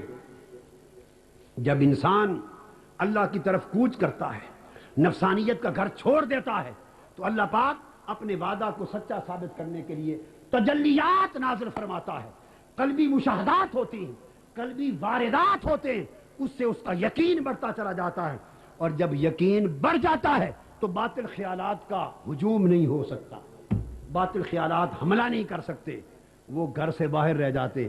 گھر کی روحانی گھر کی دیواریں اتنی مضبوط ہیں کہ باطل کا لشکر حملہ نہیں کر سکتا، انسان محفوظ ہو جاتا۔ اس کیفیت میں اللہ پاک نے فرمایا جب محبوب آپ کا لشکر، روح کا لشکر، اسلام کا لشکر، حق کا لشکر، اللہ کے مسافروں کا لشکر، اللہ کے طالبوں کا لشکر جب نفسانیت کے گھر سے نکل پڑا، روحانیت کی طرف چل پڑا، تو اللہ پاک نے ان پر اپنی واردات نازل فرما لی۔ اس مقام پر آئے تو وہ اللہ سے مدد طلب کرنے لگے۔ جب آپ اس طرح مسافر ہوں اور اللہ سے مدد کے طالب ہوں، اس مقام پر، اس راہ میں آ کر، استستغیثون ربکم، پھر جب تم اللہ سے مدد طلب کرنے لگے، جب مدد طلب کرو تو کیا ہوتا ہے؟ فاستجاب لکم، تو اللہ پھر ایسوں کی سن لیتا ہے جو اس راہ میں نکلتے، نفسانیت کے گھر سے چھٹکارا پا کر روحانیت کی راہ پہ چلتے ہیں، اللہ کو منانے کے لیے چلتے ہیں۔ اللہ کو منانے والے اس سفر حق میں جب اللہ سے مدد طلب کرتے ہیں، باری تعالیٰ مدد کر، تو اللہ فرماتا ہے فاستجاب لکم، اللہ ان کی سنتا ہے۔ انہوں نے مدد طلب کی، اللہ انی ممدکم بألف من الملائکۃ مردفین، حکم ہوتا ہے میرے بندے نے مدد طلب کی ہے، 1000 فرشتوں سامان لے کر زمین پر اتر جاؤ، میرے بندے کی مدد کرو، میرے بندے کے ساتھ، بندوں کے ساتھ میدان جنگ میں لڑو، دائیں بائیں میرے مقرب بندوں کے ساتھ ملائکہ اتر آتے۔ غزوہ بدر یہ نقشہ پیش کر رہا ہے، یہ منظر پیش کر رہا ہے، اور اگر تم آج بھی اللہ کے حضور اپنے آپ کو اس طرح پیش کر دو تو ملائکہ کے ذریعے اللہ کی نصرت کا دروازہ آج بھی بند نہیں ہوا، وہ تمہارے حال اور تمہاری شان کے لائق آج بھی اپنے ملائکہ کے ذریعے تمہاری مدد فرمائے گا۔ اور فرمایا اللہ پاک نے کہ مدد فرشتوں نے نہیں کرنی تھی، مدد میں نے ہی کرنی تھی، وَمَن نَّصْرُ إِلَّا مِنْ عِنْدِ اللَّهِ، مدد تو میں نے ہی کرنی تھی، اور میں مدد کرنے کے لیے فرشتوں کے بھیجنے کا بھی محتاج نہ تھا، یہ کوئی ضروری اور لازم نہیں تھا کہ فرشتے اترے تو میری مدد ہوگی، اور اگر فرشتے نہ اترے تو میری مدد نہیں ہو سکتی، یہ لازم نہ تھا۔ میں فرشتوں کے اتارنے کا مدد کے لیے مجبور بھی نہ تھا، محتاج بھی نہ تھا، اور مدد بھی میں نے کرنی تھی۔ باری تعالیٰ جب سب کچھ آپ نے کرنا تھا اور فرشتوں کے اتارنے کی محتاجی اور شرط بھی نہ تھی، تو باری تعالیٰ پھر اپنی مدد کے لیے فرشتوں کو کیوں اتارا؟ فرمایا اس لیے اتارا کہ میں لوگوں کو طریقہ سلیقہ بتا دوں کہ مدد تو میں کرتا ہوں مگر مدد کے لیے کسی کو وسیلہ بناتا ہوں۔ کرتا تو میں ہوں مگر کچھ لوگوں کو، کچھ ہستیوں کو اپنی مدد کا مظہر بناتا ہوں، وسیلہ بناتا ہوں، واسطہ بناتا ہوں۔ مدد میدان بدر میں اللہ کی آئی، مگر اللہ کی مدد کے لیے ظاہری واسطہ وسیلہ اللہ نے ملائکہ کو بنایا، تاکہ پتہ چل جائے کہ قیامت تک میرا اصول یہ ہے کہ جب روحانیت کے سفر میں میری مدد کے طالبگار بنتے ہو تو میری مدد واسطے اور وسیلے کے بغیر نصیب نہیں ہوتی۔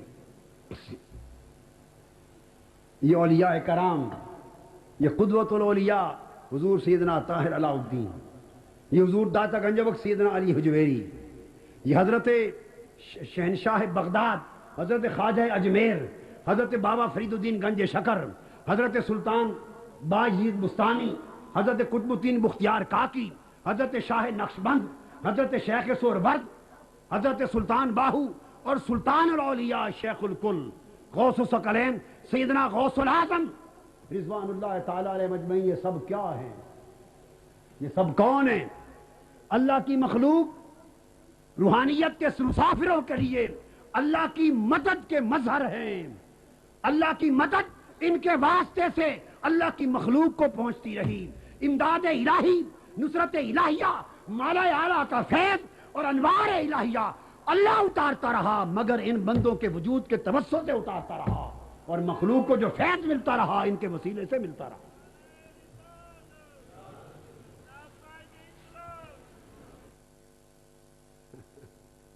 اب مجھے سمجھ نہیں آئی کہ اس مضمون میں میرے نعرے کا جوڑ کیا تھا۔ اللہ آپ کی محبت کو سلامت رکھے۔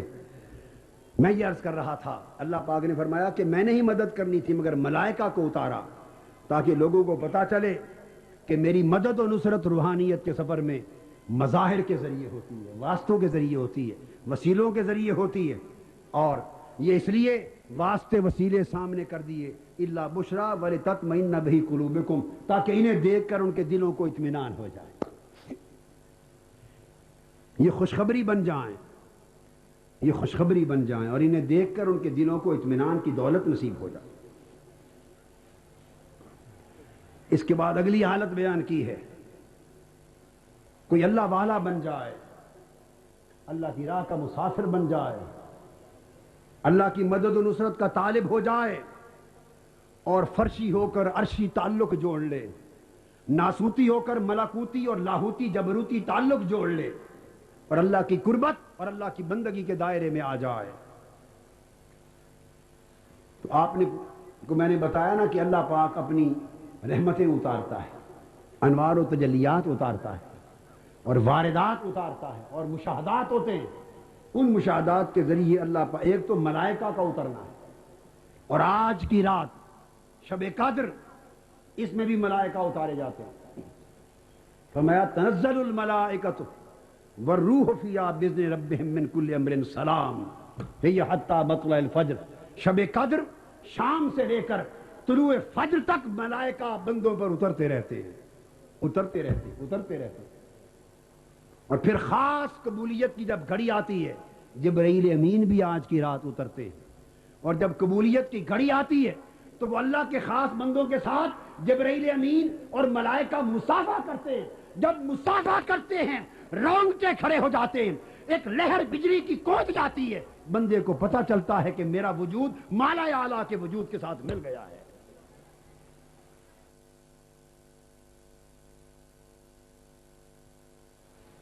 یہ کیفیتیں اور تجلیات اللہ والے جب کامل ہوتے ہیں تو وہ تو بیداری میں دیکھتے ہیں، وہ تو بیداری میں دیکھتے ہیں، مگر جو لوگ مسافر بنتے ہیں، ابتدا میں ہوتے ہیں، انہیں یہ کیفیات عالم خواب میں دکھائی جاتی ہیں۔ عالم دکھائی جاتی ہیں، چونکہ ان کیفیات کو دیکھنے کے لیے ضروری ہے کہ روح قفس عنصری سے آزاد ہو۔ ان کیفیات کا مشاہدہ روح کر سکتی ہے، جسم کی آنکھ نہیں کر سکتی، اور جب تک جسم پر نفس کا غلبہ ہے وہ دیکھنے نہیں دیتا۔ جب آپ سوتے ہیں، وہ مولانا روم کا مسندی کا درس جو میں نے دیا تھا، جب آپ سوتے ہیں تو جسم، وجود اور نفس کا غلبہ کمزور پڑتا ہے۔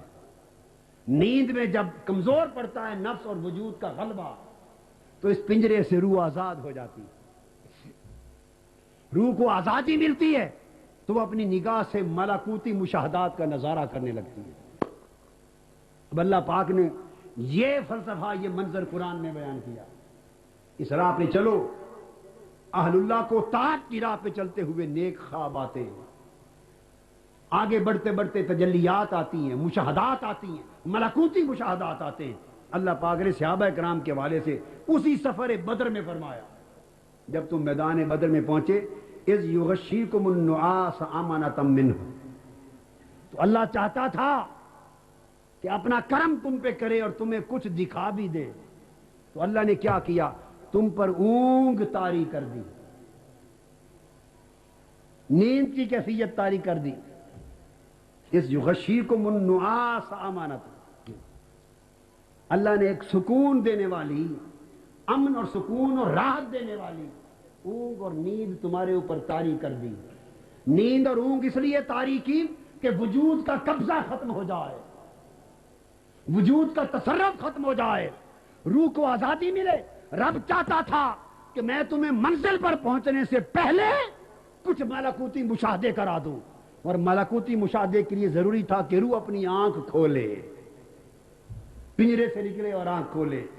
اللہ نے نیند، اونگ طاری کی، فرمایا بس اونگ طاری ہونے کی دیر تھی، خواب کی کیفیت آئی، اس میں اللہ نے تمہیں دکھایا وَيُنَزِّلُ عَلَيْكُم مِّنَ السَّمَاءِ مَاءً، اللہ نے آسمان روح سے تمہارے اوپر پاکیزگی اور طہارت کا پانی اتار دیا، آسمان سے پانی اتارا، لِيُطَهِّرَكُمْ، اور اس آسمان روح سے جو پانی اترا اس سے اللہ نے تمہارے دلوں کو دھو دیا، تمہیں طہارت قلبی عطا کر دی، طہارت روحانی عطا کر دی، طہارت باطنی عطا کر دی۔ یہ وہ حقیقی بارش بھی تھی، اور یہ آسمان روح سے اللہ کی تجلیات کی بارش تھی جو مالائے اعلیٰ کا پانی بن کر تم پر اترا اور تمہارے دلوں کی چادروں کو دھوتا چلا گیا، تمہارے نفس کے لباس کو دھوتا چلا گیا، دھوتا چلا گیا۔ اور کیا ہوا؟ وَيُذْهِبْ عَنْكُمْ رِجْسَ الشَّيْطَانِ، اور شیطان کی جو پلیدیاں اور شیطان کے جو وسوسے اور شیطان کے ڈالے ہوئے باطل خیال اور وہم اور لذتیں، راحتیں، زیب و زینت کی چاہتیں، جس نے تمہارے نفس کے عالم کو، نفس کے لباس کو آلودہ کر رکھا تھا، وہ شیطانی اثرات جس نے تمہارے دل کے لباس کو آلودہ کر رکھا تھا، رب نے اس حالت میں تم پر وہ پانی اتارا کہ دل صاف ہو گیا اور نفس کا لباس دھل گیا، نفس کا لباس دھل گیا، وہ اماریت سے نکل کر لوامیت میں آ گیا، لوامیت سے نکل کر آگے بڑھا، ملہمہ میں آ گیا۔ وَلِيُرْبِطَ عَلَىٰ قُلُوبِكُمْ، اس نے پھر تمہارے دلوں پر تقویت اور طاقت اتاری، اور ایسی تقویت اتاری کہ تمہارے دل ضمیر پر تھے، رب نے اپنے کام سے تمہارے دلوں کو ملائے اعلیٰ کے ساتھ جوڑ دیا۔ لِيُرْبِطَ عَلَىٰ قُلُوبِكُمْ، تمہارے دلوں پہ قوت اتاری، مضبوطی دی، اور ربط پیدا کیا، تمہارے دلوں پر ربط اتارا، اس ربط کے ذریعے تم ضمیر پر تھے مگر دل رب نے تمہارے مالائے اعلیٰ کے ساتھ جوڑ دیے۔ اب وہ اللہ کی انوار اور اللہ کی وہ تجلیات جو فرشیوں پہ نہیں اترتی، جو زمین اور ناسوت پہ نہیں اترتی، جو عالم ملکوت پہ اترتی ہیں، جو سماجی دنیا پہ اترتی ہیں، جو مالائے اعلیٰ پہ اترتی ہیں، جو ملکوت اور جبروت پہ اترتی ہیں، فرمایا اللہ کی وہ تجلیات جو ملکوت پہ اترتی ہیں، مالائے اعلیٰ پہ اترتی ہیں، جب، اور وہ تمہارے دل ان سے محروم تھے، جب رب نے تمہارے دلوں کا رابطہ مالائے اعلیٰ کے ساتھ قائم کر دیا، تو جو مالائے اعلیٰ پر فرشتوں پر اتر رہا تھا وہ تمہارے دلوں پر اترنے لگ گیا۔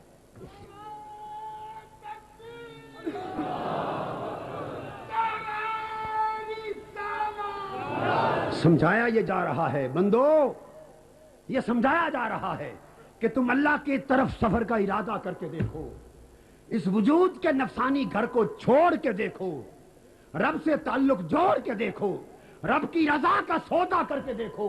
جب تم اس نفس اور نفسانیت سے نکل جاؤ گے، وجود اور وجودیت سے نکل جاؤ گے، تو اللہ پاک تم پر اپنا پانی اتارے گا، تجلیات کا پانی، انوار کا پانی، برکات کا پانی، انعامات کا پانی، وہ تمہارے دلوں کو دھو دے گا، نفس کی چادروں کو صاف کر دے گا اور تمہارے دلوں کو اپنی بالائی دنیا کے ساتھ جوڑ دے گا۔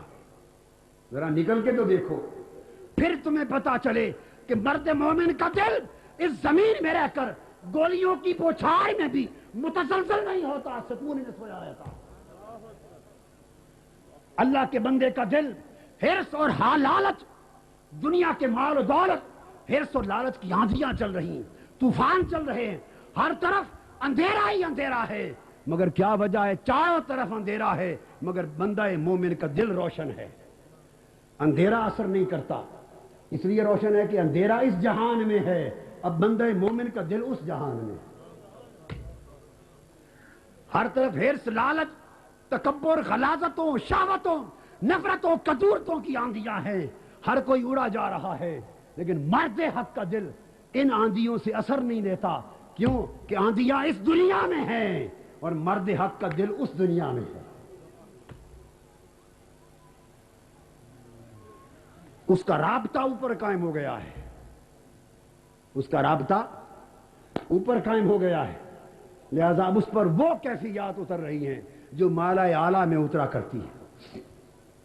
وَيُثَبِّتَ بِهِ الْأَقْدَامَ لِيُطَهِّرَكُمْ، تمہیں طہارت باطنی نصیب ہوگی،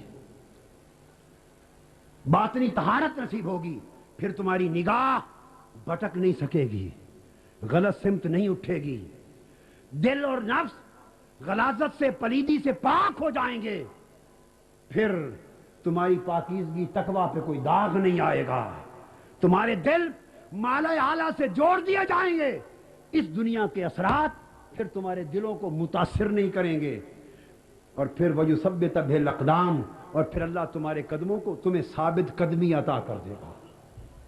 پھر مخالفت ہو، مزاحمت ہو، سازشیں ہوں، جو کچھ دنیا میں ہوتا پھرے، ساری دنیا کے لوگوں کے قدم اکھڑ سکتے ہیں، مگر جس کا دل مالا اعلیٰ سے جڑ گیا ہے، اس پر خدا کی قوت اتر رہی ہے، اس کے قدموں کو کوئی ڈگمگا نہیں سکتا، متزلزل نہیں ہوتا۔ فرمایا یہ ساری امداد ملکوتی امداد ہوگی۔ کیا؟ ملکوتی امداد ہوگی، جس میں فرشتے بھی آئیں گے اور یہ کیفیتیں بھی آئیں گی۔ ارشاد فرمایا تم اپنا سفر جاری رکھنا۔ اس ملکوتی امداد کے بعد پھر کیا اذن آتا ہے؟ اذ یوحی ربک الی الملائکۃ انی معکم۔ پہلے فرشتے اترے تھے ملکوتی امداد لے کر، جب اللہ کا بندہ روحانیت میں ترقی جاری رکھتا ہے تو پھر ایک مقام آتا ہے کہ بندے کو ملکوتی امداد سے بڑھ کر اب جبروتی امداد میں ڈالا جاتا ہے اور لاہوتی امداد میں ڈالا جاتا ہے۔ جب بندہ جبروتی اور لاہوتی دائرے میں جاتا ہے تو حکم ہوتا ہے فرشتوں اب تک میرے بندے کی مدد کے لیے تم تھے، اب میرے بندے کو بتا دو، انتظار کرو، میں خود تمہاری مدد کو آ رہا ہوں۔ اللہ نے فرمایا انی معکم، اب میں بھی تمہارے ساتھ مدد کے لیے اتر رہا ہوں۔ اللہ پاک اپنی براہ راست مدد سے نوازتا ہے۔ تو دیکھیے جس بندے کو اللہ کی مدد نصیب ہو جائے، بالواسطہ بھی اور بلا واسطہ بھی اللہ کی مدد نصیب ہو جائے، اس بندے کے قدموں میں کوئی تزلزل پیدا نہیں کر سکتا۔ اور ایسی کیفیت میں پھر حکم ہوتا ہے فَثَبَّتُوا الَّذِينَ آمَنُوا سَأُلْقِي فِي قُلُوبِ الَّذِينَ كَفَرُوا الرُّعْبَ۔ جب اللہ کی مدد بندے پر اترتی ہے تو وہ بندہ ناکاواں ہوتا ہے، اس کے ہاتھ میں کچھ نہیں ہوتا، طاقت تھوڑی ہوتی ہے، افراد تھوڑے ہوتے ہیں، اسلحہ تھوڑا ہوتا ہے، وسائل اور اسباب کم ہوتے ہیں، مگر کمی کے باوجود اللہ اس کا رعب دشمنوں کے دلوں میں طاری کر دیتا ہے۔ سألقی فی قلوب الذین کفروا الرعب، اللہ پاک مخالفوں کے دلوں میں اس کا رعب طاری کر دیتا ہے۔ اس کے بعد ہوتا تھوڑا کچھ ہے مگر دشمن سمجھتا ہے کہ بڑا کچھ ہوگا۔ وسائل تھوڑے ہوتے ہیں، دشمن سمجھتا ہے خدا جانے کتنے وسائل ہیں، اسلحہ تھوڑا ہے، دشمن سمجھتا ہے خدا جانے کتنا اسلحہ ہے، دشمن آنکھ اٹھاتے ہوئے گھبراتا ہے، اس کے دل پہ روب طاری ہو جاتا ہے، اور یہ فیضان محمدی ہوتا ہے یہ روب۔ اب یہ امداد اللہ کے بندوں پر عالم ملکوت سے بڑھ کر عالم جبروت کی امداد بن جاتی، مگر یہ سارے راستے اس وقت کھلتے ہیں جب انسان ایک شرط پوری کرے ابتدا میں، اور وہ کیا؟ نفسانی گھر سے بھی تب چھٹکارا ملتا ہے، پہلی شرط پوری کرے۔ آگے فرمایا یا ایھا الذین آمنوا استجیبوا للہ وللرسول اذا دعاکم لما یحییکم۔ اللہ اور اس کا رسول پکارتا ہے ہمیں، اللہ اور اس کا رسول ندا دیتا ہے، فرمایا یاد رکھ لو اگر دل میں یہ بات اتر جائے کہ جس بات کی طرف اللہ اور اللہ کا رسول بلا رہے ہیں اسی بات میں حقیقی زندگی ہے، اسی میں حقیقی حیات ہے، جدھر اللہ اور اللہ کے رسول نے بلایا ہے، اگر بندہ اللہ اور اس کے رسول کے بلاوے پر سچا لبیک کہہ دے، لبیک کہہ دے، اور اپنی دائمی حیات اور زندگی اللہ رسول کے بلاوے پر لبیک کہنے میں سمجھے، اللہ کے امر کی تعمیل میں سمجھے، رسول کے حکم کی اطاعت اور اتباع میں سمجھے، اگر وہ اس میں اپنی زندگی کا راز سمجھ لے تو اللہ پاک اس کو پھر روحانی زندگی عطا کرتا اور نفسانی گھر سے نجات عطا کرتا ہے۔ ہماری حالت یہ ہے کہ ہم اللہ اور اس کے رسول کے احکام روزانہ سنتے ہیں، مگر ہمارا یقین اتنا کمزور ہے کہ ہم ان میں اپنی زندگی اور حیات کا راز مضمر نہیں جانتے، ہمارا یقین متزلزل ہے، نفسانی زیب و زینت سے نکلنے کو ہمارا جی نہیں کرتا۔ کیوں؟ اس لیے کہ جو اللہ نے وعدہ کیا ہے رسول پاک صلی اللہ علیہ وسلم کی زبان سے، اس وعدے پر ہمارا یقین کامل نہیں، اس پر اعتماد کامل نہیں، شک رہتا ہے بھئی ہاں قرآن میں تو ہے پر پتہ نہیں ملے گا بھی یا نہیں، ہاں جی قرآن میں تو ہے لیکن معلوم نہیں، دل کہتا ہے متذبذب ہے، پتہ نہیں ہے یا نہیں، قرآن میں تو ہے پتہ نہیں ملے گا یا نہیں، اتنے اونچے اونچے وعدے قرآن میں تو ہیں پر پتہ نہیں میرے نصیب میں آئیں گے یا نہیں۔ اس شک میں انسان کی ساری زندگی گزر جاتی اور وہ نفس کے قید سے چھٹکارا حاصل نہیں کر سکتا۔ فرمایا لوگو اللہ اور اللہ کے رسول کے فرمان کو حق جانو، ان کے بلاوے پر لبیک کہہ دو۔ لوگوں زندگی گزرتی جا رہی ہے، بیشتر سال ہماری زندگیوں کے گزر گئے، زیادہ عرصہ گزر گیا، تھوڑا عرصہ ہماری اس حیات مستعار کا باقی رہ گیا، جو ادھار لے کے چند دن زندگی کے آئے تھے، زیادہ دن گزر گئے، کچھ دن، کچھ گھڑیاں، کچھ ساعتیں باقی رہ گئیں، اور کچھ خبر نہیں کہ زندگی ادھار دینے والا کس وقت واپس بلا لے اور ادھار کی مدت ختم ہو جائے۔ وقت ہے کہ اس کے بلاوے پر ہم لبیک کہہ لیں اور سچے دل سے لبیک کہہ لیں اور روح کی اتھاہ گہرائیوں سے لبیک کہہ لیں اور اس یقین کو پختہ کر لیں کہ ہماری حقیقی زندگی، حقیقی عزت، حقیقی راحت، حقیقی لذت اور حقیقی ترقی نفسانی گھر میں رہنے سے نہیں، روحانی گھر میں منتقل ہونے سے نصیب ہوگی اور اللہ کی طرف سفر جاری کرنے سے نصیب ہوگی۔ اور وہ لذتیں اور راحتیں جن کا اللہ رب العزت نے ہم سے وعدہ فرمایا، ان لذتوں اور راحتوں سے بہتر دنیا میں اور آخرت میں نہ کوئی لذت ہے، نہ کوئی راحت ہے، نہ کوئی زندگی ہے اور نہ کوئی عزت ہے۔ ایک روح ہے جو ہمارے وجود کے پنجرے میں تڑپ تڑپ کے یہ بات ہمیں کہنا چاہتی ہے، مگر ہم اس روح کی بات کو سننے کے لیے تیار نہیں۔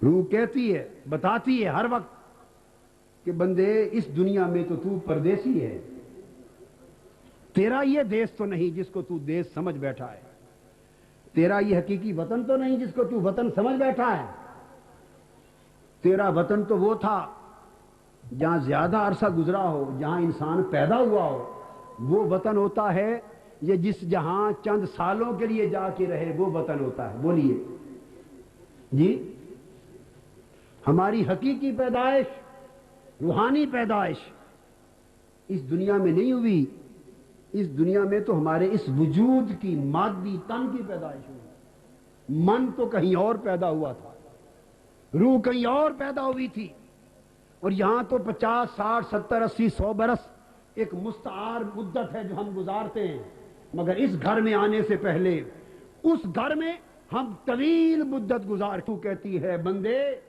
اپنے اصل وطن کو پہچان، اپنے دیش کو پہچان. تیرا وہ دیش اچھا تھا جہاں تجھے رب کا پڑوس میسر تھا، جہاں ملائکہ کا قرب میسر تھا، جہاں ہر وقت انوار و تجلیات کا نزول ہوتا تھا، جہاں ہر وقت برکتیں تھیں، رحمتیں تھیں، خدا کی قربتیں تھیں، اچھی سنگتیں تھیں. وہاں نہ حرص تھا، نہ کوئی کسی پہ حسد کرتا تھا، نہ تکبر تھا، نہ رعونت تھی، نہ کوئی لالچ تھا، نہ غیبت تھی، نہ چغلی تھا، نہ سازش تھی، نہ منافقت تھی. ہر کوئی مومنانہ پاکیزہ ملکوتی زندگی گزارتا تھا. اے بندے تو کس گھر میں آ گیا کہ تیرے چاروں طرف غیبتیں ہیں، چاروں طرف حسد کی آندیاں ہیں، چاروں طرف تکبر کی آندیاں ہیں، چاروں طرف دنیاوی لالچ کی آندیاں ہیں، مکر اور فریب کی آندھی ہے، جھوٹ کی آندھی ہے. انسان اپنی ذات سے دھوکہ کرتا ہے، خدا سے، دنیا سے، ہر ایک سے ہر کوئی دھوکہ کر رہا ہے. دجل اور فریب کی دنیا، مکر اور جھوٹ کی دنیا. روح تڑپ تڑپ کر ہمارے وجود کے پنجرے میں چیخ رہی ہے کہ بندے اس گندے پردیس سے محبت چھوڑ، پلٹ کر اپنے دیش کو پہچان، اپنے وطن کو پہچان. مگر افسوس کہ ہم روح کی تڑپ کو سننے کے لیے تیار نہیں. ہم چیختی تڑپتی ہوئی پکارتی ہوئی روح کی آواز سننے کو تیار نہیں. کم از کم آج کی رات اس مبارک مہینے اور مبارک ساعت میں ہم اتنا ہی فیصلہ کر کے چلے جائیں کہ ہم اس روح کی تڑپنے رونے دھونے کی آواز کو سن لیں، سمجھ لیں. اور یہ وہ آواز، یہی وہ درس، یہی وہ سبق جو اولیاء، صوفیاء، عشاق، عارف ہمیشہ بندے کو، انسان کو سناتے چلے آئے. مولانا روم نے بھی یہی درس دیا ہے. فرماتے ہیں وشنو ازن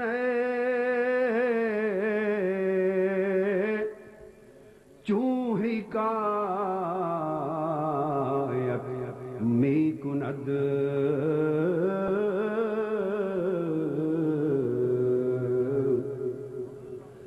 وز جدائی ہاں شکایت می کند. فرماتے ہیں اس روح کو بنسری کہا ہے، بانسری. اس روح کو سنو، یہ روح کی بانسری کیوں چیخ رہی ہے، کیوں تڑپ رہی ہے، کیا رونا رو رہی ہے، کیا حکایت سنا رہی ہے، کیا سرگزشت سنا رہی ہے. اس کو بھی سنو. اور جب سنتے ہیں بانسری سے سن، یہ کیا حال سناتی. بس جدائی ہاں شکایت نی کند، یہ اپنے اصل وطن سے ہجر و فراق کی داستان سناتی. اس وطن سے ہجر و فراق، جدائی کی شکایت سناتی. اور یہ روتی ہے کہ میرا وطن عالم ملکوت تھا، اللہ کی قربت میں عالم ارواح تھا، وہاں میں ذات حق کی محبت میں رہتی تھی، ذکر و فکر میں رہتی تھی، ذات حق کی معرفت میں رہتی تھی، ذات حق کے مشاہدے میں رہتی تھی، ذات حق کی قربت میں رہتی تھی. ہائے میرے ساتھ کیا ہوا، کسی نے مجھے اس ملکوتی درخت سے توڑ کر اس جسم کے پنجرے کی قید میں بند کر دیا. مجھے یہاں خدا کی محبت نہیں ملتی، ذکر و فکر نہیں ملتا، اس کے مشاہدے نہیں ملتے، ملکوتی انوار نہیں ملتے. میں دائیں بائیں جدھر کان لگاتی ہوں کوئی مال کی بات کرتا ہے، کوئی دکان کی بات کرتا ہے، کوئی تجارت کی بات کرتا ہے، کوئی بال بچوں کی بات کرتا ہے، کوئی ہوا و ہوس کی بات کرتا ہے، کوئی طاقت و سلطنت کی بات کرتا ہے. یہ کیا بولیاں بولتے ہیں، ان کی بولی میری سمجھ میں نہیں آتی، میرا رونا ان کی سمجھ میں نہیں آتا. روتی ہے کیا ہو گیا، میں اپنے وطن سے کیوں جدا ہو گئی، اور وطن سے اتنا دور ہو گئی اب تو یہ بھی یاد نہیں رہا کہ میرا وطن کوئی تھا بھی یا نہیں تھا. اکبر مرحوم نے کہا کچھ نہ پوچھ اے ہم نشیں میرا نشیمن تھا کہاں. روح کہتی ہے تڑپ تڑپ کر کچھ نہ پوچھ اے ہم نشیں میرا نشیمن تھا کہاں. اب تو یہ کہنا بھی مشکل ہے وہ گلشن تھا کہاں. وہ گلشن تھا کہاں. وہ باغ و بہار گئے, وہ لذت لیل و نہار گئے, وہ قربت الہیہ کے وجدان گئے, وہ معرفت الہیہ کے نظارے گئے, وہ دیدار حق کے لطف اور پر منظر گئے. وہ گلشن گئے, وہ وطن گیا. روح روتی ہے, تڑپتی ہے. مولانا روم کہتے ہیں کز نیستاں تا مرا ببریدان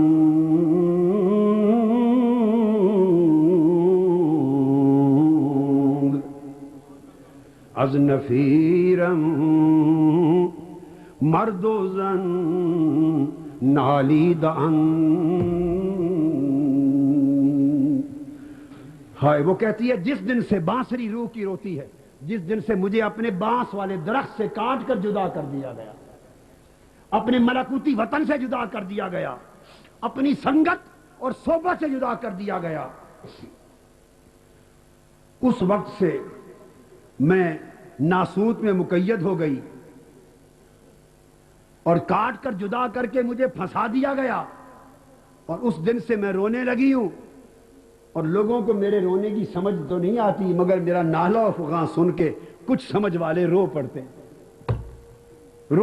ہیں کہ یہ اتنا کیوں روتی ہے, کیوں تڑپتی ہے, اس کے ساتھ کیا بیت گیا. مگر میں کس کو سناؤں اپنا غم. آخری شعر مولانا روم روح کی زبان میں فرماتے ہیں کہ روح کہتی ہے سینہ خواہم شرح شرح از فراق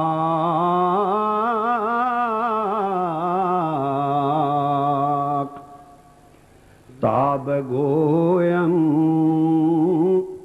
شرح درد اشتیاق.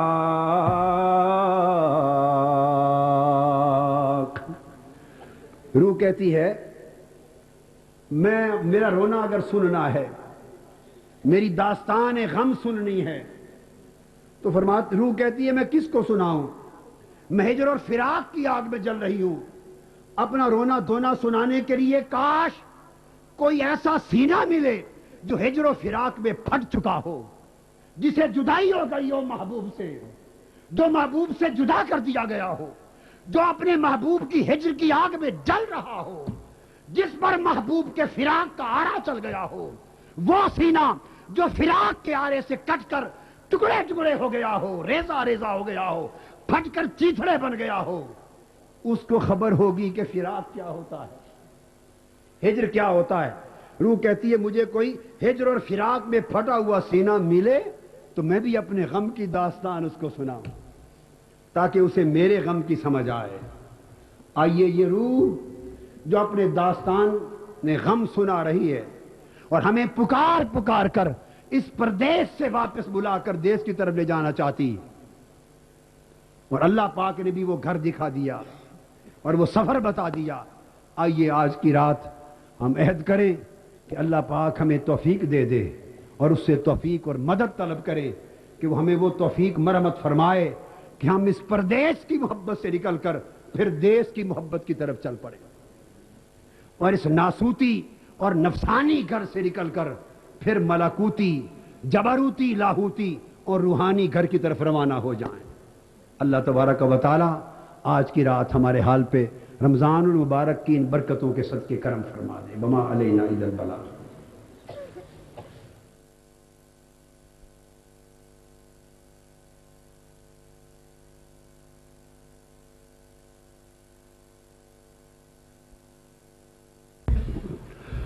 اللهم صل على سيدنا ومولانا محمد وعلى آله وصحبه وبارك وسلم. یا رب العالمین، یا الہ العالمین، یا ارحم الراحمین یا احکم الحاکمین یا اقدر القادرین یا اقہر القاہرین یا اللہ یا اللہ یا اللہ. ہم تیرے مبارک مہینے کی اس مبارک رات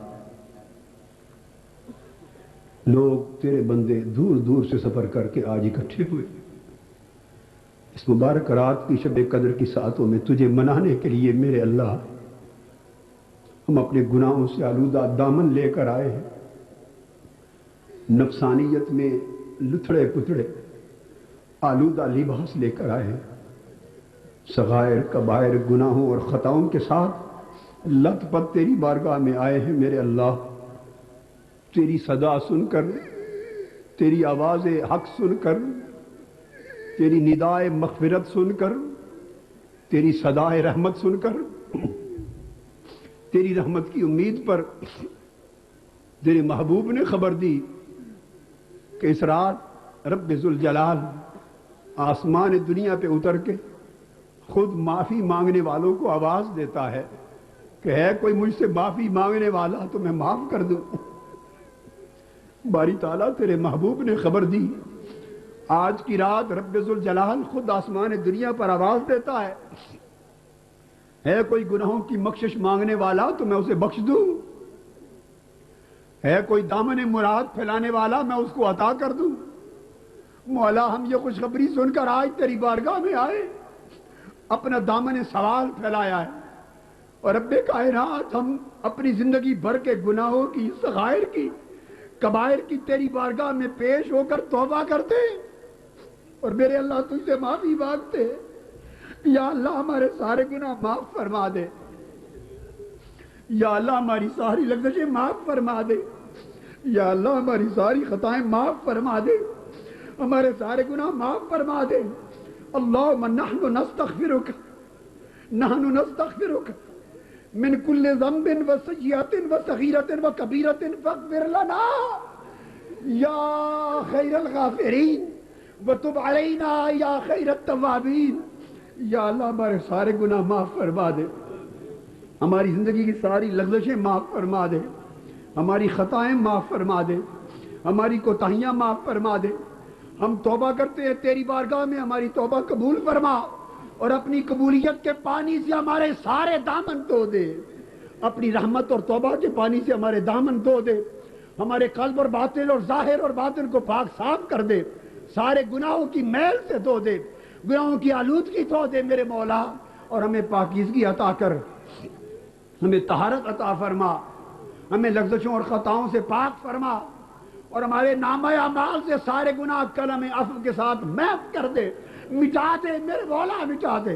حضور علیہ السلام کی کملی کا صدقہ، آقا علیہ السلام کی نبوت و رسالت کا صدقہ، تجھے تیری رحمت، تیری بخشش، تیری رحیمیت، غفوریت اور تیری ربوبیت کا واسطہ میرے مولا ہم سارے ہزاروں لوگ گناہگار، خطاکار، ذلیل و خوار، رسوا، ہمارے گناہ، ہمارے حال کو نہ دیکھ مولا، ہمارے چہروں کو نہ دیکھ، ہماری روسیاہیوں کو نہ دیکھ، ہماری کوتاہیوں کو نہ دیکھ. ہم کسی رحمت کے مستحق نہیں ہیں، ہم تیرے کرم کے مستحق نہیں ہیں مولا، ہم تیری عنایت کے مستحق نہیں ہیں، ہمیں معلوم ہے مولا. ہمیں نہ دیکھ، اپنے آپ کو دیکھ، اپنی رحمت کے دروازے کو دیکھ، اپنے جود و کرم کو دیکھ، اپنی عطا اور سخا کو دیکھ، اپنی بخشش و مغفرت کے سمندروں کو دیکھ مولا. اس میں سے ایک چلو عطا کر دے، اپنی بخشش کے سمندر میں سے کچھ حصہ عطا کر، اپنی عطا فرما دے، ہمارے سارے گناہ معاف فرما دے، ہمارے کندھے، ہمارے دامن، ہمارے لباس، ہمارے ظاہر باطن گناہوں کی آلودگی سے پاک کر دے. ہمیں طہارت کا نور عطا فرما دے، پاکیزگی کا نور عطا فرما دے. ہمیں اپنے دروازے سے نہ روند نہ دھتکار مولا. سخی لوگ اپنے دروازوں پر آئے ہوئے منگتوں کو موڑا نہیں کرتے. دنیا کے چھوٹے چھوٹے سخی بھی، چھوٹے چھوٹے سخی بھی دروازے پہ کوئی منگتا آ جائے، کتنا کمینہ ہو، کتنا عاجز ہو، کتنا خستہ حال ہو، کتنا برا ہو، مولا جو دروازے پر منگتا بن کے آ جائے اس کو دھتکارتے نہیں ہیں. اور تجھ سے بڑا سخی کائنات میں کون ہوگا مولا؟ تجھ سے بڑا کریم کون ہوگا؟ تجھ سے بڑا جواد کون ہوگا؟ تجھ سے بڑا عطاؤں والا کون ہوگا مولا؟ ہم کمینے صحیح، رذیل صحیح، خسیس صحیح، بدکار صحیح، روسیا صحیح، ذلیل و خوار صحیح مولا، پر تیرے دروازے پر سائل بن کے آ گئے، منگتے بن کے آ گئے. آج عطاؤں والی رات ہے، عطاؤں والا مہینہ ہے اور عطاؤں والا در ہے تیرا. مولا ہمیں بخشش عطا فرما دے، ہمیں اپنا کرم عطا فرما دے، اپنی رضا عطا فرما دے مولا، اپنی طاعت کا نور عطا فرما دے. ہمارے قلب و باطن کو اپنی طاعت کے نور سے روشن فرما مولا، اپنی عبادت کے نور سے ہمارے قلب و باطن اور جبینوں کو روشن فرما، ہمارے دلوں کو اپنے عشق اور محبت کے نور سے روشن فرما مولا، ہماری روحوں کو اپنی قربت کے نور سے روشن فرما، اپنی رضا کے نور سے روشن فرما. ہمیں حضور صلی اللہ علیہ وآلہ وسلم کے عشق اور محبت میں فنائیت دے دے مولا، آقا کی غلامی کا پٹا ہمارے گلے میں ڈال دے. ہمیں نسبت محمدی عطا کر، ہمیں نسبت محمدی میں فنا کر دے. ہمیں آقا علیہ السلام کی دائمی حضوری عطا فرما، حضور کی دائمی غلامی عطا کر، آقا کے در کا نوکر بنا، ہمیں ہمارے آقا کے در کا سگ بنا، حضور کی کملی کا سایہ عطا کر، حضور کے نالین پاک کا سایہ عطا کر مولا، حضور کے نالین پاک کا سایہ دے. ساری زندگی آقا کے نالین پاک کے سائے میں جیے، مرے تو نالین پاک کے سائے میں مرے، قبر میں حضور کے نالین پاک کا، کملی پاک کا سایہ ہو، اور قیامت کے دن اٹھیں حضور کے نالین اور کملی کے سائے میں اٹھیں، اور جنتوں میں حضور کی کملی اور نالین کے سائے میں داخل ہو. آقا علیہ السلام کی شفاعت عطا کر، آقا علیہ السلام کی غلامی عطا کر، آقا علیہ السلام کے در کی نسبت سگانہ عطا کر، حضور کی نسبت اتباع عطا کر، اتباع کا نور عطا کر، حضور کی غلامی کا نور عطا کر، نسبت محمدی اور نسبت حضوری میں فنائیت دے دے مولا. تجھے میرے مولا آج کی رات تیرے حضور سجدہ گزاروں کا واسطہ، تیرا گھر آج معمور ہے، کعبۃ اللہ کی فضائیں معمور ہیں مولا، وہاں سجدے ہو رہے ہیں، وہاں آہیں بلند ہو رہی ہیں. تیرے گھر میں، تیرے کعبہ میں جو لوگ ہاتھ اٹھائے سائل بیٹھے ہیں، ان کا واسطہ جو تیرے گھر کا طواف کر رہے ہیں مولا، ان کا واسطہ جو اس وقت تیرے گھر کے خلاف کو تھام کر رو رہے ہیں مولا، ان کا واسطہ جو مکان ملتزم پہ کھڑے ہیں، ان کا واسطہ جو باب کعبہ پہ سوال کر رہے ہیں مولا، ان کا واسطہ جو تیرے گھر میں تلاوت کر رہے ہیں، تجھے پکار رہے ہیں مولا، ان کی پکاروں میں ہماری پکار بھی شامل فرما لے، ان کی التجاؤں میں ہماری التجا بھی شامل فرما لے، ان کی دعاؤں میں ہماری دعائیں بھی شامل فرما لے، ان کے صدقے ہماری التجائیں قبول فرما، ہماری دعائیں قبول فرما، ہمارے سوال اور مرادیں قبول فرما، اور ہمارے حال پہ کرم کر دے، ہمارے ظاہر پہ کرم کر، ہمارے باطن پہ کرم کر، ہمارے اخلاق کی اصلاح فرما. یا اللہ، یا اللہ ہمارے اعمال کی اصلاح فرما دے، یا اللہ ہمارے احوال کی اصلاح فرما دے، یا اللہ ہماری نیتوں کی اصلاح فرما دے، یا اللہ ہماری جبینوں کو لذت سجود دے دے، ہمارے جسموں کو لذت عبادت، لذت اطاعت دے دے، ہمارے دلوں کو لذت ذکر دے دے، ہماری روحوں کو لذت فکر دے دے، ہماری زبانوں کو لذت ذکر و مناجات دے دے.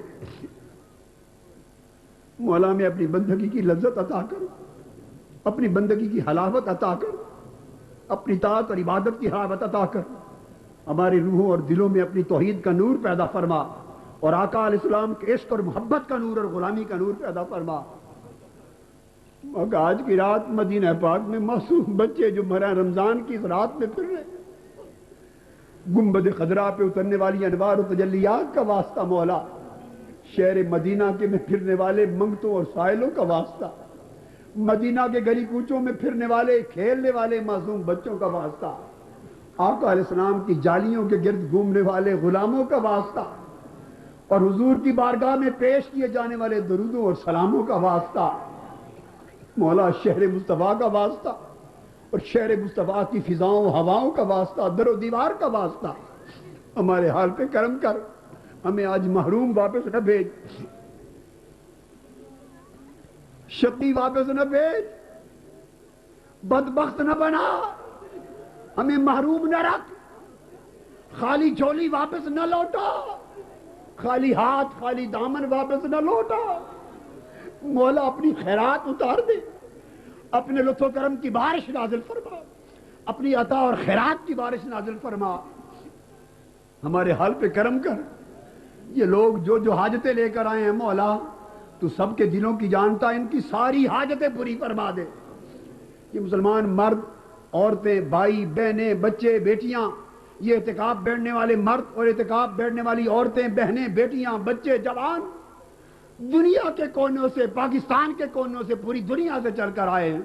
منہاج القرآن کے رفقا، منہاج القرآن کے اراکین، منہاج القرآن کے وابستگان، عورتیں اور مرد، اور آقا علیہ السلام کی امت کے غلام اور مسلمان جہاں جہاں سے آئے ہیں مولا، ان کا آنا قبول فرما لے، ان کے دامن بھر دے اپنی خیرات سے، ان کی جولیاں اپنی خیرات سے بھر دے۔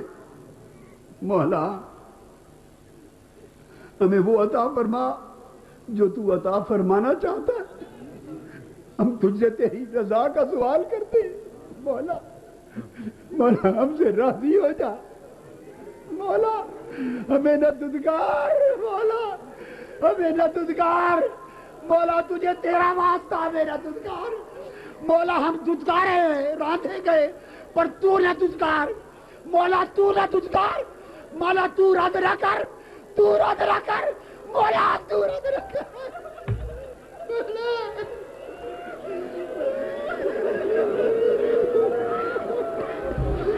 مولا تو رد نہ کر۔ تو نے رد کر دیا تو کہاں جائیں گے؟ تیرے دروازے سے ٹھکرائے گئے تو کس دروازے پر جائیں گے؟ مولا تیرے سوا کون سخی ہے جو ہمیں خیرات دے گا؟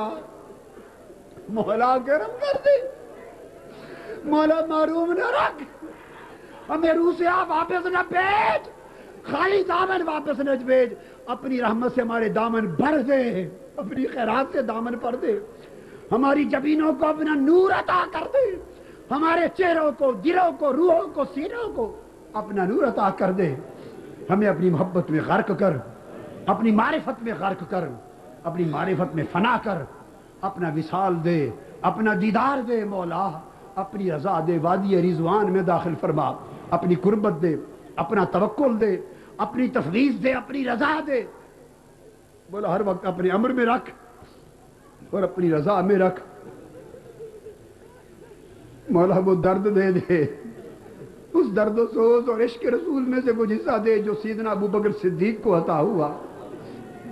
مولا اس صداقت اور عدالت میں سے ہمیں کردار میں کچھ حصہ دے جو سیدنا فاروق اعظم کو عطا ہوا۔